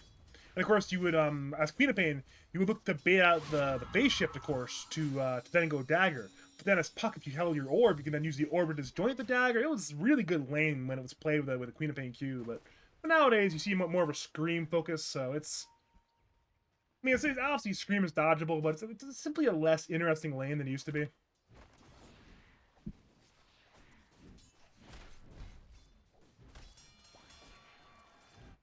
And there's top lane. Tiny Phoenix versus Beastmaster Lion. I'm confident Beastmaster wins this lane somehow. I don't really know why, but it just seems right to say that. Yeah, there's bottom lane. Templar, Assassin, Ogre versus Dawnbreaker, Tusk. I don't know why, but I'm pretty sure Templar wins this lane. I'm gonna say... So I wasn't watching it, but it did prove my point that this is a good lane for the Beastmaster. But bottom lane, the Templar Assassin is not doing so well. Her Ogre Magi has been brought down. Luckily for Ja, he'll get away. It's very much reminiscent of the game 1, actually, because you saw this Ja Agile lane last game was Alchemist Lich. And Six Dog was playing very up-tempo with Snow in that lane. It's ram down, run it, Ja. And they'll keep getting killed. They were not killing Ja very often. They'd be killing the Lich of Agile. And again, if you're just killing Ogre Magi, sure, it's good to kill the Ogre Magi, but I've been on a team where I died on 5 over and over again, but if my carry didn't die, it didn't matter. Problem is, this time, in this case, the carry did die. They noticed the Ogre was not there. It was Creep gave vision, and knowing that the Agile Ogre was over in this neck of the woods, they just walk up slowly, cast spells, kill Templar Assassin, goodbye Ja. I've missed 2 more kills. I've missed a lot of kills this game. Lion dies top lane. Beastmaster gets the solo kill in exchange. Solo experience in that kill.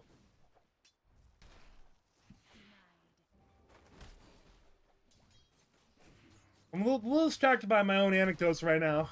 What can you do?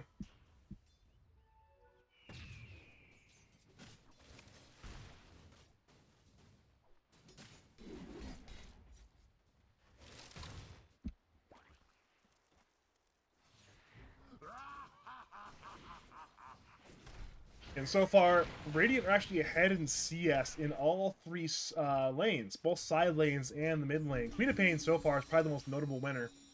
19-8 versus the 13-3 of Puck.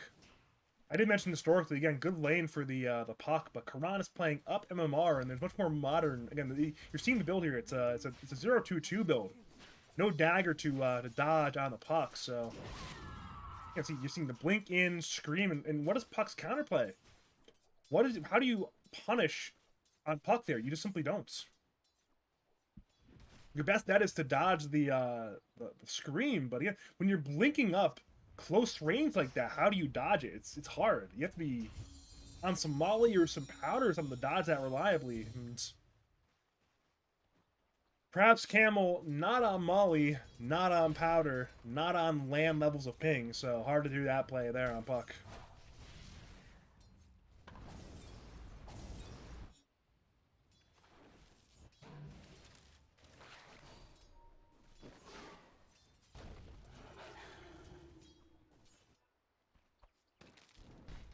Six Dog is...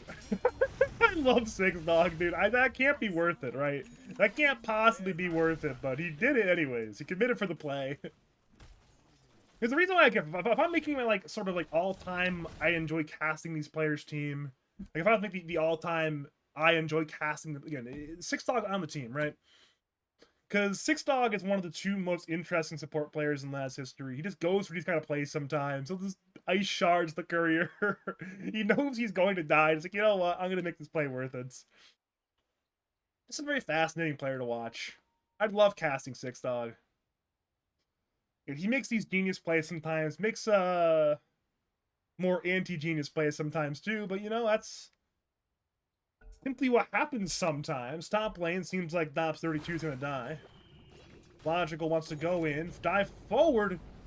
Actually missed, I think. As a result, it's a dead Phoenix. Dops 32 is still fighting. In comes Six Dog on the TP. Snowball forward by Buffles. Onto Buffles by Six Dog. I can't even say words right now.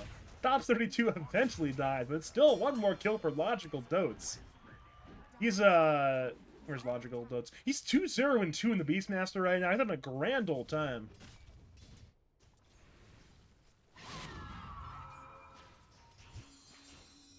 So I decided to look at the, so the internet got better for like 10 minutes, but it seems to have gotten worse again. What can you do sometimes? What can you do?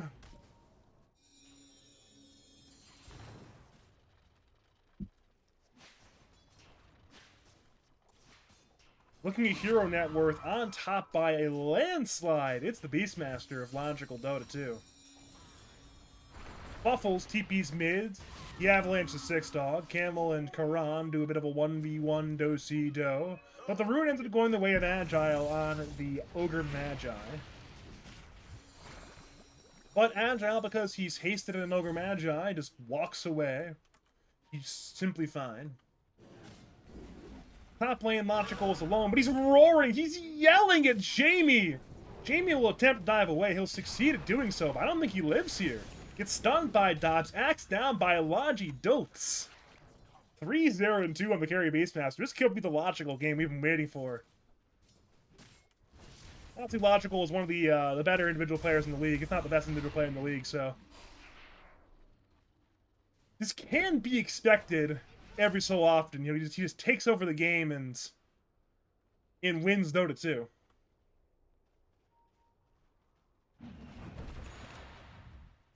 Of course, simply having a good individual player does not make your team good by itself, though. I mean, look at my team. We had probably 2 of the 5 best players in the league in this playoffs, so...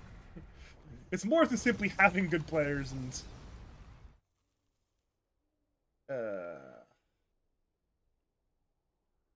Logical also brings the intangibles, I'm sure. He's a little, actually kind of a quiet player, but he's vocal enough. And of course, at this point, he is cultivating players that he plays with well. You know, getting the undervalued mid laner is always a good bet with Logical. You get someone like a Festival or a Camel or someone like that who plays above his MMR pretty consistently, and you have a pretty good mid laner there. Six Dog, the X Factor player again.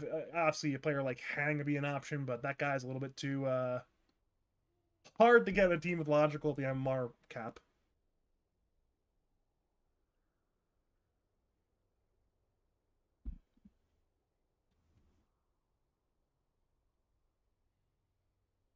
My neck is killing me today, but suppose that's life for you. I got a chair to help my back. My back has been mostly better, but now my neck is hurting because of the new chair, so... Oh, one body part gets better, one body part gets worse in exchange. Sounds like thermodynamics to me. I'm sure Lao Tzu would have talked about that one at length, but... Yeah, we're going from reference to we're just referencing to referencing at this point. We're going on the Odyssey, just reference to reference to reference. Gonna get more and more esoteric as the night goes on. I'm feeling it as that much, but you know, until I start bringing up like 1870s baseball players, we haven't gotten esoteric enough. Mid lane, Sword Guardian, Coil have both been committed. Karan snaps it. Is there a kill? Yes, there is. No secures the last hit. That's a big kill to find on Karan. It cost you 3 heroes and 2 ultis, but it's well worth it to bring down that mid lane Queen of Pain, slow her game down.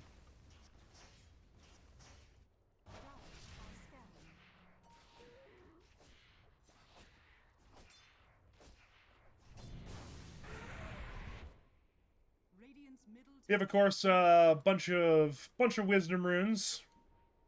But one of them has been grabbed by Jamie.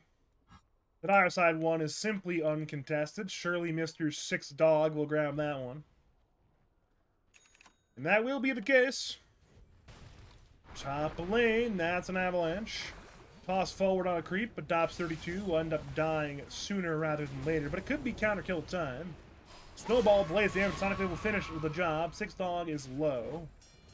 Blink to the left by Karan. Earn in by Jamie. Rollers there by Logical to run away from Buffles. Meanwhile, Camel on the south side brings down the Phoenix and then jaunts to the north side. Again, Queen of Pain can blink. Avalanche on two. Nearly kills Logical, but in comes Karan to scream him on down. 3 kills for Queen of Pain. And he's still fighting. Ultra kill for Karan. He will not get the Rampage, but Camel, he's a fight for his life right now. He'll orb. He'll illusion room pop and then jaunt to the west side. Buffles and Agile are still there. They both get stunned by the Lion. Camel is orbing one. He'll orb. Looking for both to get stunned by the Ogre Magi. Now he's still holding orb. Silence is ready, but he will not commit forward, knowing the Radiant Heroes 2 are respawning. What trade was that anyway? Is that a 4 for 3? A 4 for 2? A 4 for 2 in favor of good twin hunting. Big win there. Ultra kill for Karan at minute 9. It's a very early time to get your ultra kill.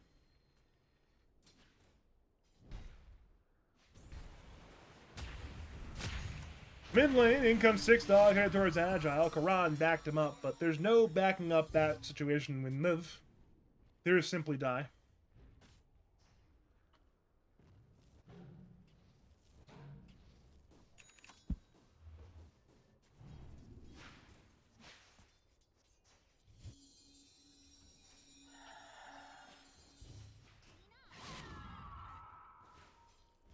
And they're looking at Karan mid lane. We saw the combo earlier. Coil plus Solar Guardian. Very potent combo. Perhaps it could happen again, but for the time being, the Shield Rune on Karan will likely dissuade any dire heroes from wanting to go on him right now. It's a pretty, again, it's a 464 shield. It's 5k HP. Plus a raindrop and a Fairy Fire. That's like 1.8k HP. Throw in some presumptive wand charges, and it only gets harder. Seems like we're going for tower sieges. The Dire top one almost certainly will live. The Radiant's bottom T1 will likely not be so lucky. But again, you have Ja in the area ready to make the siege even easier, I guess. Solar Guardian has been used top lane. The tower's still being taken. Finger brings down Buffles. They'll head to Jamie, who's not level 6. He's so close to having that supernova. He's trying to dive away and live. He'll try to TP. Is it going to work? It will! The stun was barely off. Obviously, they did not know where the Phoenix exactly was in the fog. Meanwhile, Logical on the north side brought down Agile, so it is 2 kills. 1 on Tiny, 1 on Ogre Magi. And neither tower will die. The Dire tower lives. The Radiant tower is actually fine. It says Ja, who's now stunned under the Dire bottom T1. Snow stuns. Logical runs on over. There's no roar, but a roar will not be needed. But it will be a counter kill immediately to bring down Logical Dota 2. Snow TPs. It's canceled, though, by his own death. Get another 2 set of kills for Karan. He's got 6 kills. He has 2/3 of his team's kills right now. Karan Dota 2 is having one hell of a game. He's going in for more. No kill. Bot T1 is dead. Top T1 is dead. And it's shades of game 1. Remember game 1 with the Alchemist draft. Good Twink Hunting, they grabbed 2 towers early. And they lost none in exchange. It's happening again. They once again get 2 towers early. That's going to certainly help their map control. They're even getting a little bit of chip damage in that mid T1 tower. And again, notice it's not necessarily an easy draft to navigate on the Dire side. It's going to rely on really this logical timing when he gets the Ags and really starts just running the heroes and being a nuisance. But this is not a traditional carry. If things go wrong, they can really go wrong for a reason.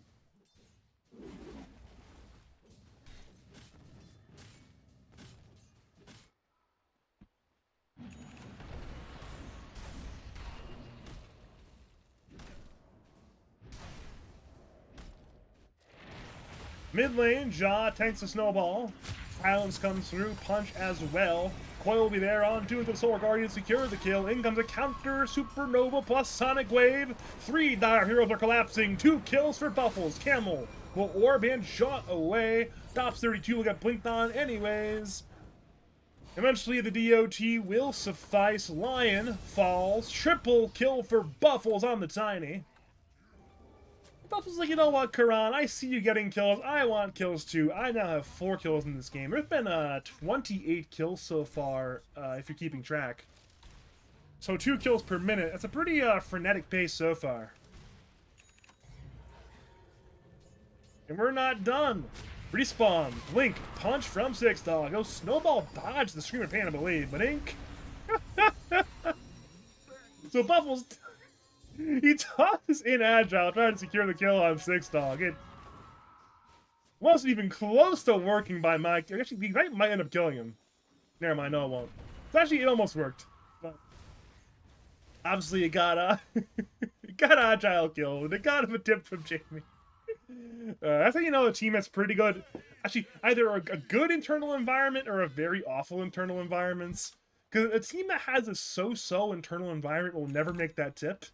It's either like a haha, I love my team, you made a fuck up, I'm gonna laugh at you sort of tip, or I hate my team, you suck, I'm tipping you as a flame sort of tip. Knowing this team, though, is certainly in the former camp rather than the latter. Of course, there have been teams in Lad's history that have been in the latter camp, including a couple this season. But neither here nor there. Top lane, Buffles gets found, Roar's available, Finger's available. Likely they'll use both. And they have used both. Death to all betrayers indeed. Purdy Taurus, Delenda S. Dops. I agree.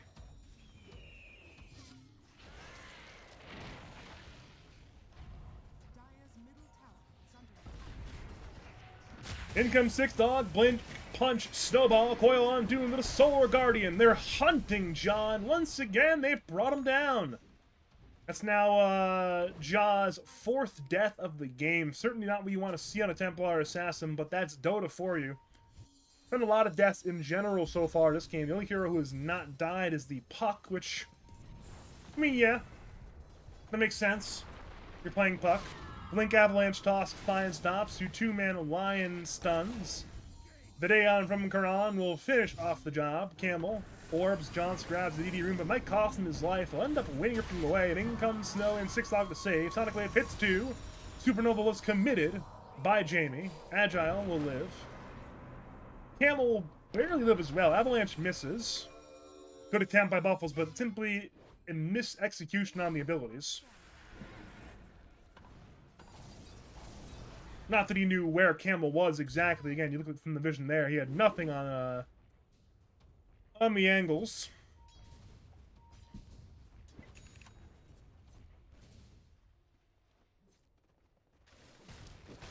So one concern I have is, again, both these games, good Twink Hunting, have not been stacking. You had Ja on an Alchemist game 1, Ja on a Templar Assassin game 2. I didn't see any stacks in either game. I haven't been paying all that much attention, to be fair, but you know, as one of the more prolific stackers and lads, stacking is good, guys. Stack your camps.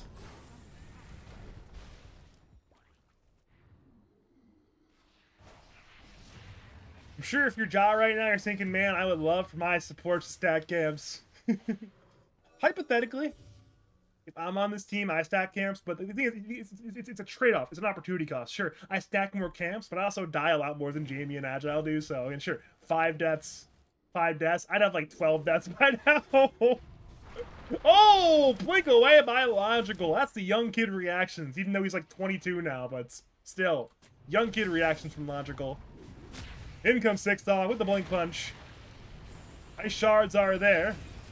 And Agile certainly no longer will be there in a couple seconds. Axes hits. Last hit goes to Logi Dotes on the Beastmaster.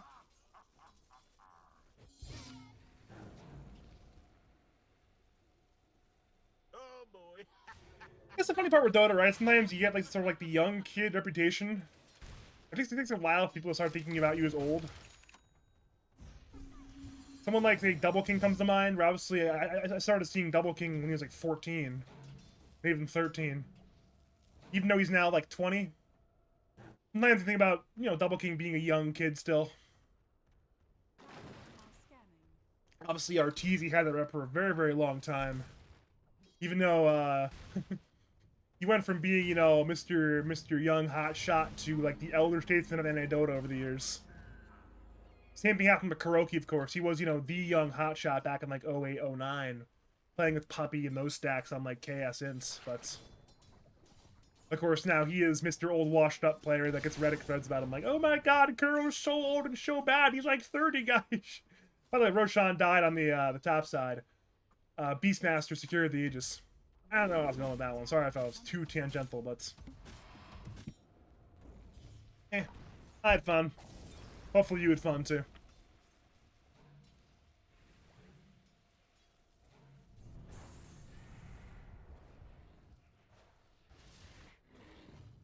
Number 1 net worth is the Beastmaster, which isn't too shocking. Big item we're looking at right now is that Beastmaster BKB, but he won't be alone in that aspect. Queen of Pain has one. Templar Assassin. Actually, he's not building one quite yet, but that will eventually happen.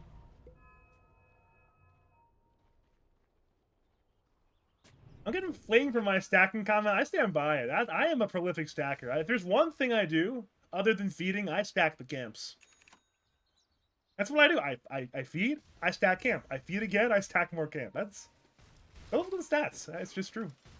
Waffles gets caught. And again, the blink reaction, but this time a little bit easier. That's a long animation on that walrus punch, and well, Buffles gets away.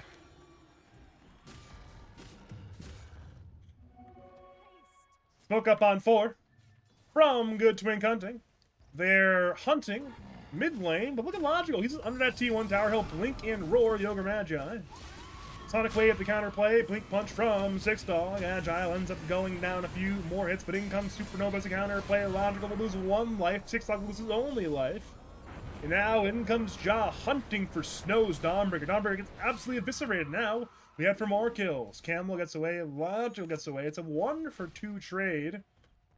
Kind of a 3-for-1 if you include that second life on the Beastmaster. So big win there for Good Twink Hunting. The entire start of that fight was defend this mid T1 tower, right? It's still alive, and not only that, you kill the opponent's T1 tower. I'm seeing Breezy R in my Twitch chat. Did they? Has Breezy R 2-0'd? Let's go! My boy, Breezy R and Andy Bendy. They have 2-0'd the Betrayers. So in the other series, Royal Andy defeat Toxic Tacos 2-0.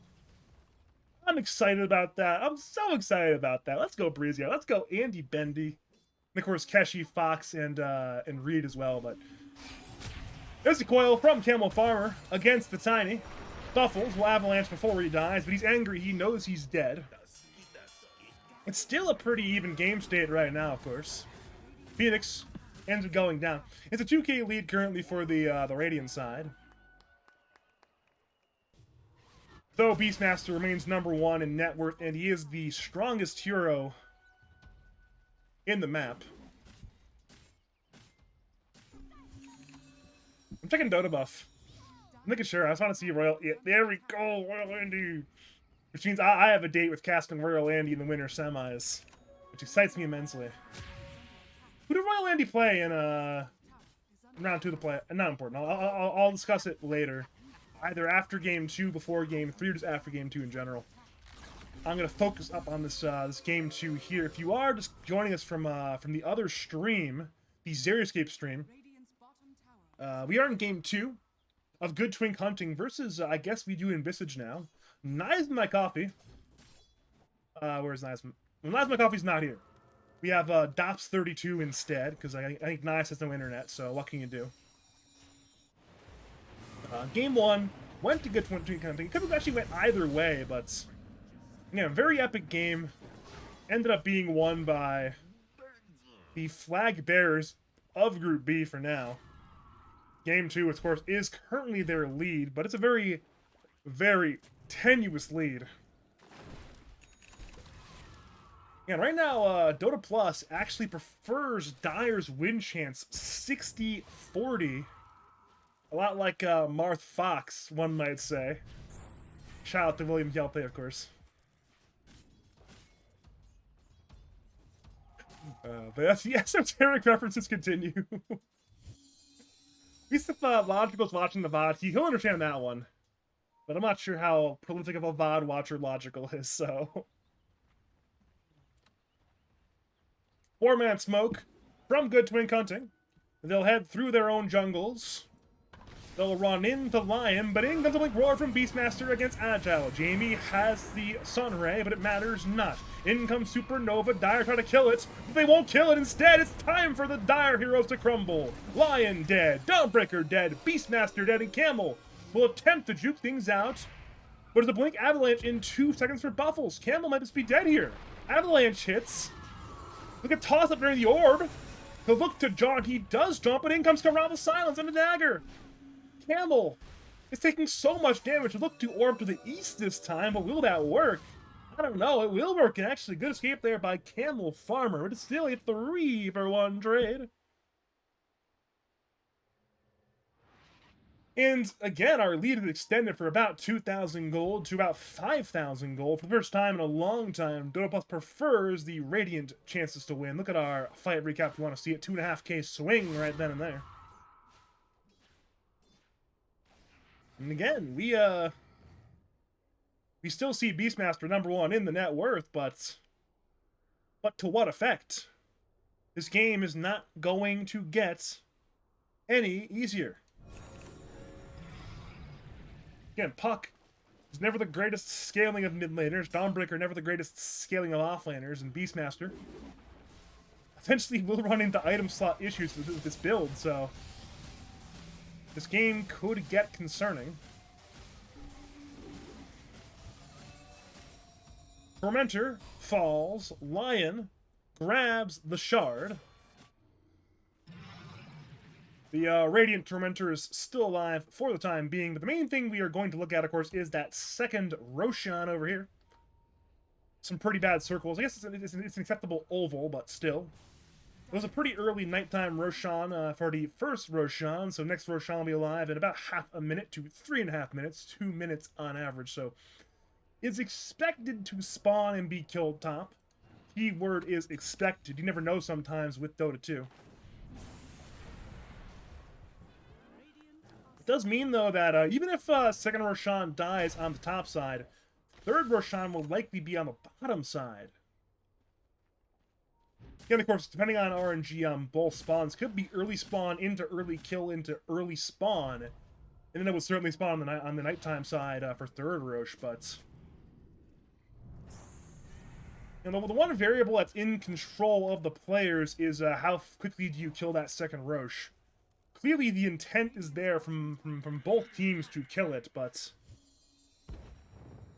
And for now, Roshan's simply not here. It's a relatively early spawn, about 75th percentile luck in terms of earliness, but not quite lucky enough.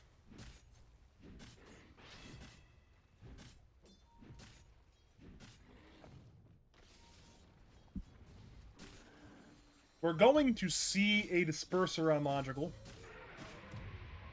If there's any one player in LAD's history who likes to buy Disperser, it's probably Logical. Roshan respawns. Will be the Aegis, and it will be the banner going the way of Templar Assassin and company. Nice, easy Roshan take. Is my stream lagging again? It's not, I think. That's good. Mid lane, though, we have a little bit of a tussle beginning to break out. Tiny gets roared by Logical. Supernova was used, but too little, too late. Ja hunts for more. Logical will TP, and it will be successful. 6 Dog, though, will not be so lucky. So it is a 1-for-1 trade.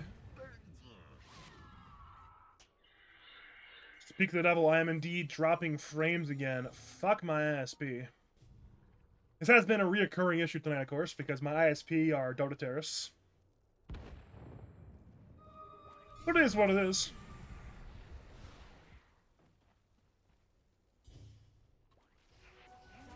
We'll head on over to that middle lane tier 2 tower. Ja will easily break that one. Early. And there it is. Never mind. Dire will glyph, which makes sense. It gets refreshed. I'll draw another box and another X.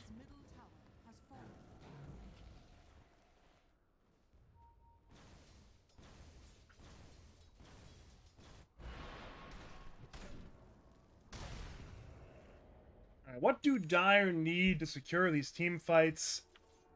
That's the question of the day. I'm honestly not sure what item fixed their game state. The one item I can think of that might fix the game state is Tusk Ags. Because you get Tusk Ags and suddenly this relatively set-piece Radiant team fight, it's a little more chaotic. You're seeing a lot, you know, it's... You try to initiate against this Dire team, and it's, you know, you go in a certain order of things. Finger was used, Phoenix remains alive. But the problem is, if you have this Walrus kick, then say you're trying to counter-initiate, then the hero trying to save a Sunray is kicked away from Sunray, and well, playing Dota 2 becomes a lot harder, of course. Radiant banner.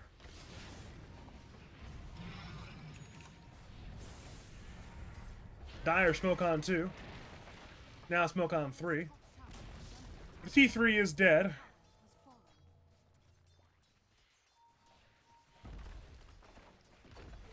Range racks go down. Six Dog blink punches, snowballs, buffles. In comes Solar Guardian as well, but it's an absolute disaster of initiation. They cannot kill Karan. Actually, they can kill Karan. Never mind. I thought they wouldn't be able to kill him. Supernova was not enough. Problem is, you've already lost 3, and now you're scattering in all directions. Logical. Well, this blink broken, and he'll get brought down nice and easily. Dops blinks away to the east side thanks to the E shard, the magic, or should I say debuff immunity from mana drain sort of thing, but it matters not. It's a lost fight. It'll be lost racks. Ja gets hexed by Dops. Now gets stunned by the line as well. Camel goes on forward, trying to bring down 1 life of the TA. 1 life is lost. Good jaunt away to dodge the avalanche as well. However, the result will be the same. It will be racks taken down. One more interesting toss comes in from Buffles before that happens, but... And there it is. Full racks top, go down, it's retreat time. Buffles is hunting. This team is not on the same page. Don't quite know what Buffles is thinking. It'll cost him his life here.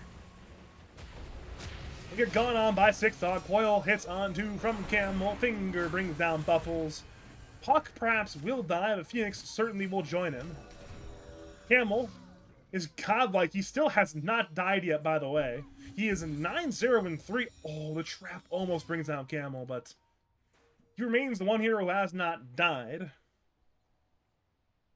Therefore, again, it's still a very good game state for good Twink hunting. They're up the barracks top.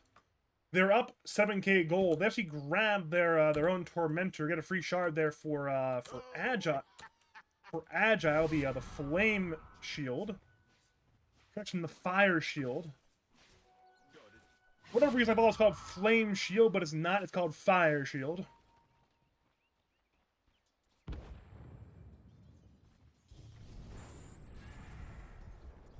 We're at the point now where man, I guess we have all of our shards now for the Radiant side. They could wait for that third Roshan if they really want to, but you know, might as well strike while the iron is hot. They flood into the Dire jungle. They've silenced Lion via the shard TA trap. Sonic Wave will break the blink. The Shiva is there.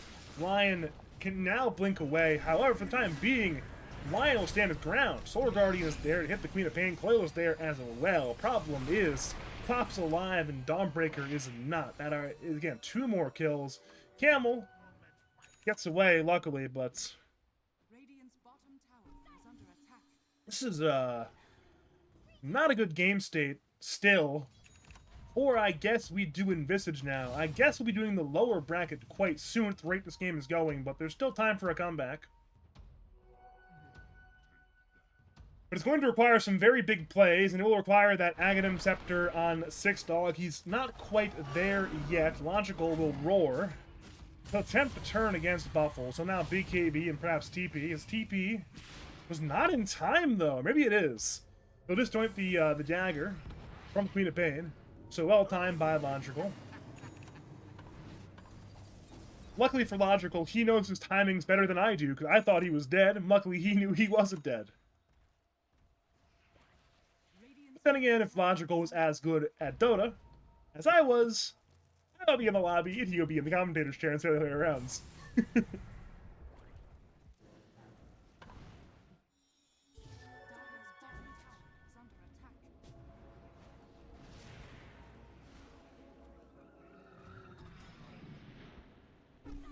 Here we go, smoke on 4. They're sweeping southeast right now in the river.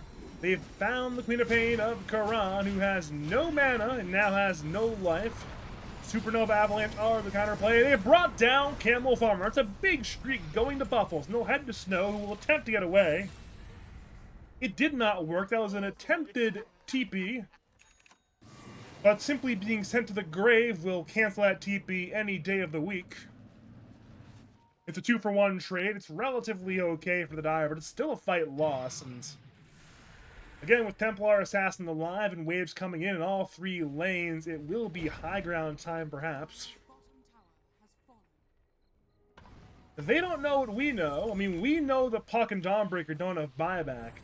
They do not know Puck doesn't have buyback. They do know that, at least they should know that Dawnbreaker doesn't have buyback, though, so knowing there's a 4v4 angle, it's go time. The Laurel's kick is there. They found Templar Assassin. He gets roared. Refraction is broken. There's the stuns. 100-0. They've killed Ja. The trade is for Lion. But what a good trade. They're hunting Buffles. They want to kill him. And he took again. 6-Dog Dota secures a double kill for Logical's Beastmaster. And this is the item that I said they needed. Twitch chat said they needed. And Dire knew they needed, and that's going to save the game for the time being. That does mean, though, that we are going to head to the Roshan pits.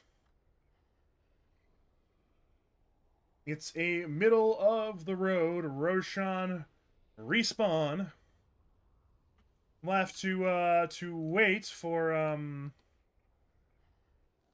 that to occur, of course.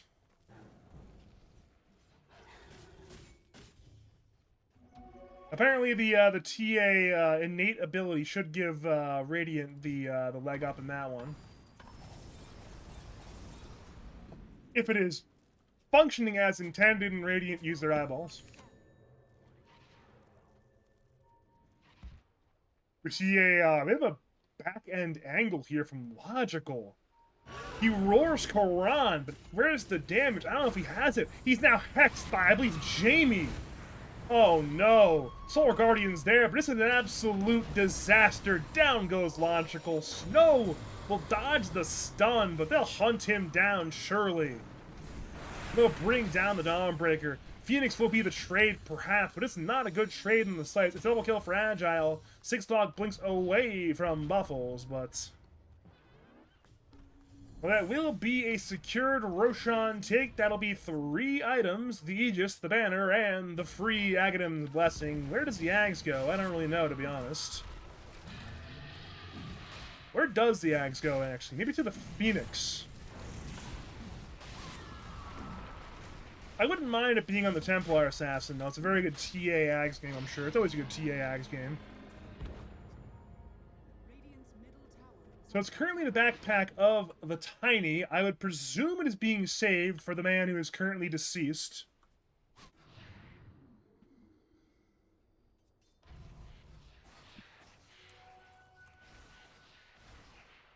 Bottom lane, Ja's getting hunted.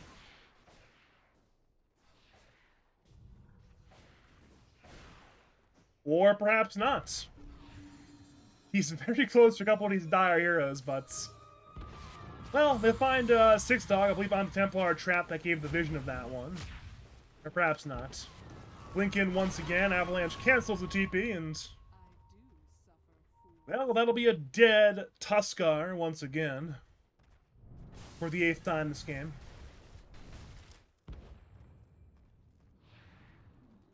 Down the bottom lane we go, where we stop. It'll be this little tower right here. Logical, meanwhile, will do a little bit of skulking, a little bit of hunting, perhaps looking for an angle. But again, this Radiant team, they're relatively grouped, and they're getting tankier. It's going to be harder and harder to find these isolated kills that they're going to need to find.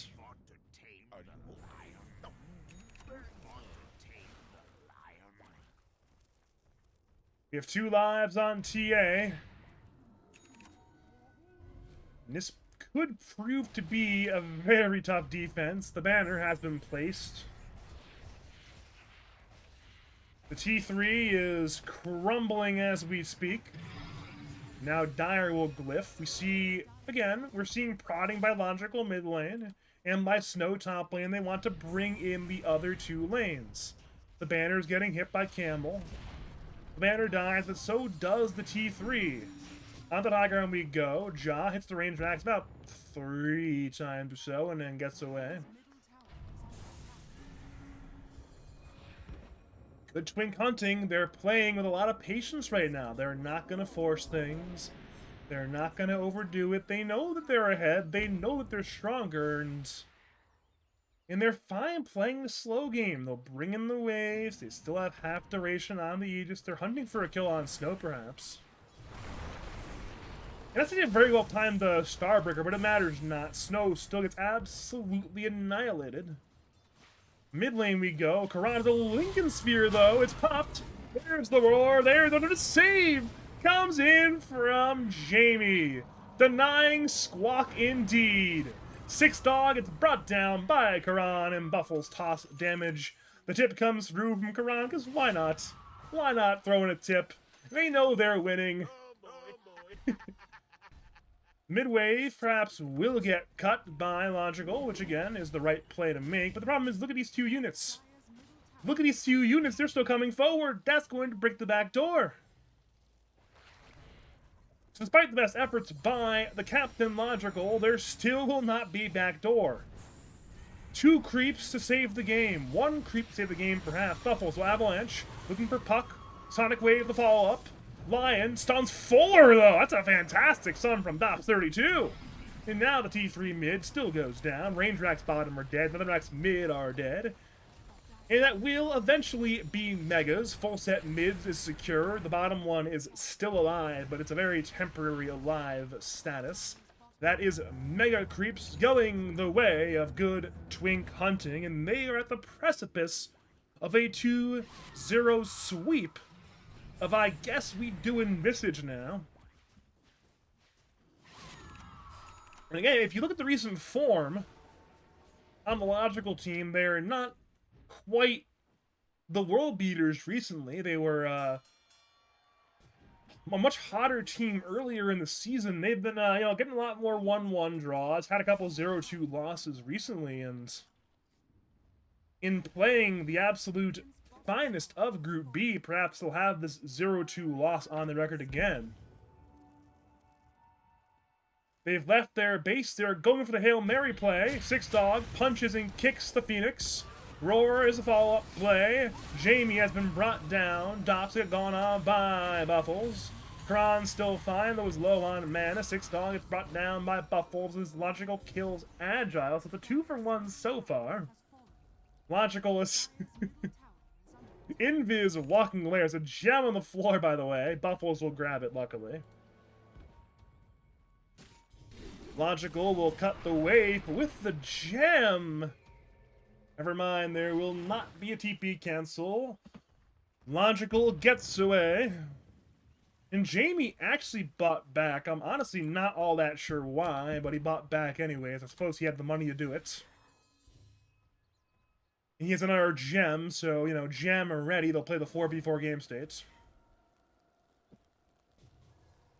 if good Twink Hunting really want to play it slow, play it conservative, they can go for that 4th Roshan, but honestly, I'm kind of hoping they just, rip the Band-Aid off and get it over with. Again, barring a miracle, this game, the result, it has been secured. It will be a 2-0, unless there is, again, the play to end all play. Dota Plus gets a 95% chance for Radiant to win. That feels low, honestly. 95. They are, of course, down megas and down a lot of gold.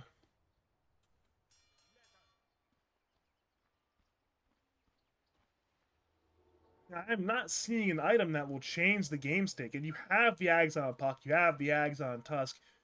The Beastmaster is basically as itemized as he will be. I mean, I guess he can still make some upgrades, but yeah, other than the Bloodthorn, I don't see a big upgrade coming.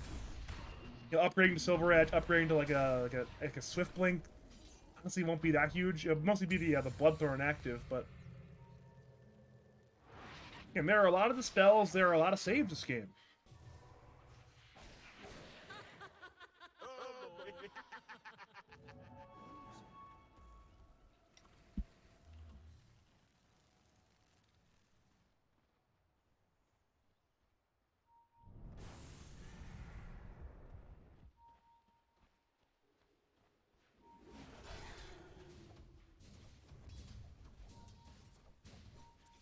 Oh no, they've caught Snow!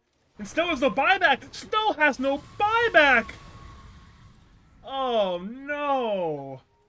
So no buyback for the Dawnbreaker. That could be game. You're now fighting 4v5. We, of course, are waiting on the Roshan respawn, apparently. We have no idea quite when it'll be yet. Could be half a minute, could be 3.5 minutes, so the variable remains a variable.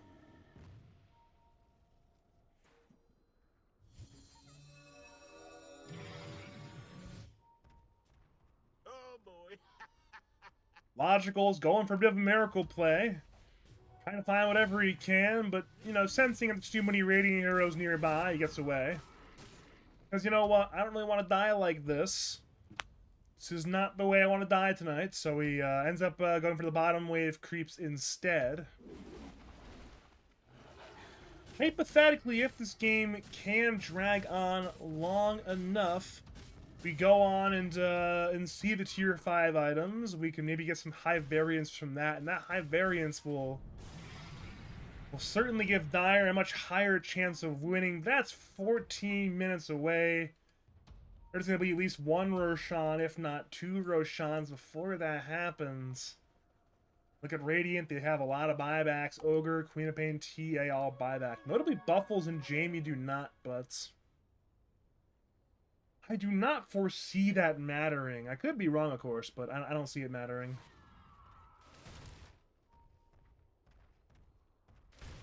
Speaking of Roshan, Oh boy. we're about half a minute away from our 4th Roshan of the game respawning. Jog gets gone on by 6dog, but ends up getting away anyways. Good attempt by 6dog, but, you know, hard play to make. Logical walks right into Ja. And, oh, the Beastmaster's getting shredded right now. He's already dead with no buyback. 6dog falls nearly. He's going to attempt the TP but it's still a kill for Agile. 6dog does have buyback, but look at Logical. He's 53 gold away from buyback. And that will be our game, unless he can somehow hold for his respawn or for that 40 gold to appear in Logical's backpack. Oh, I mean, they say, if he had one more last hits, he'd have buyback. And they say that Dota is a game of inches. And it's now true more than ever. There's our buyback. But look at the throne. It's exposed right now. It's naked and sad. And Radiant aren't even going to commit for the throne.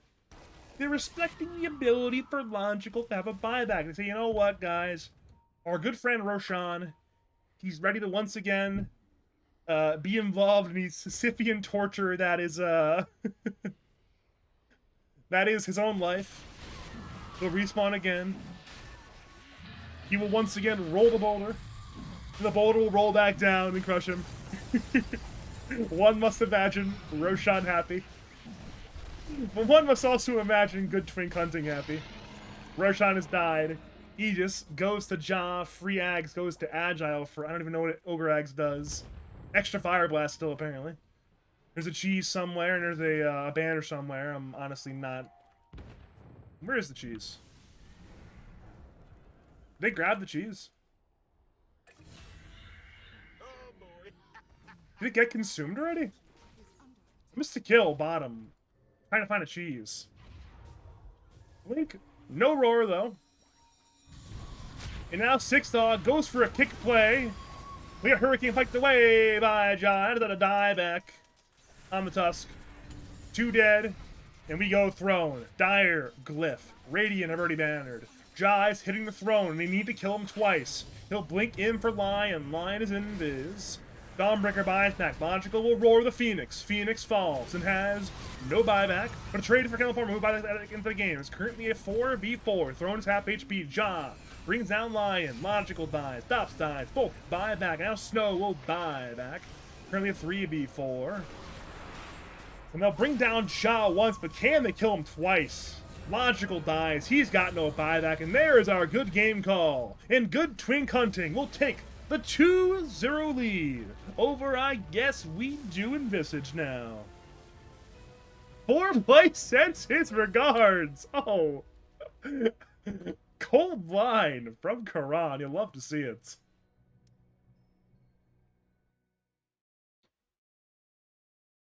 And that will be our third playoff series of playoffs wrapped up.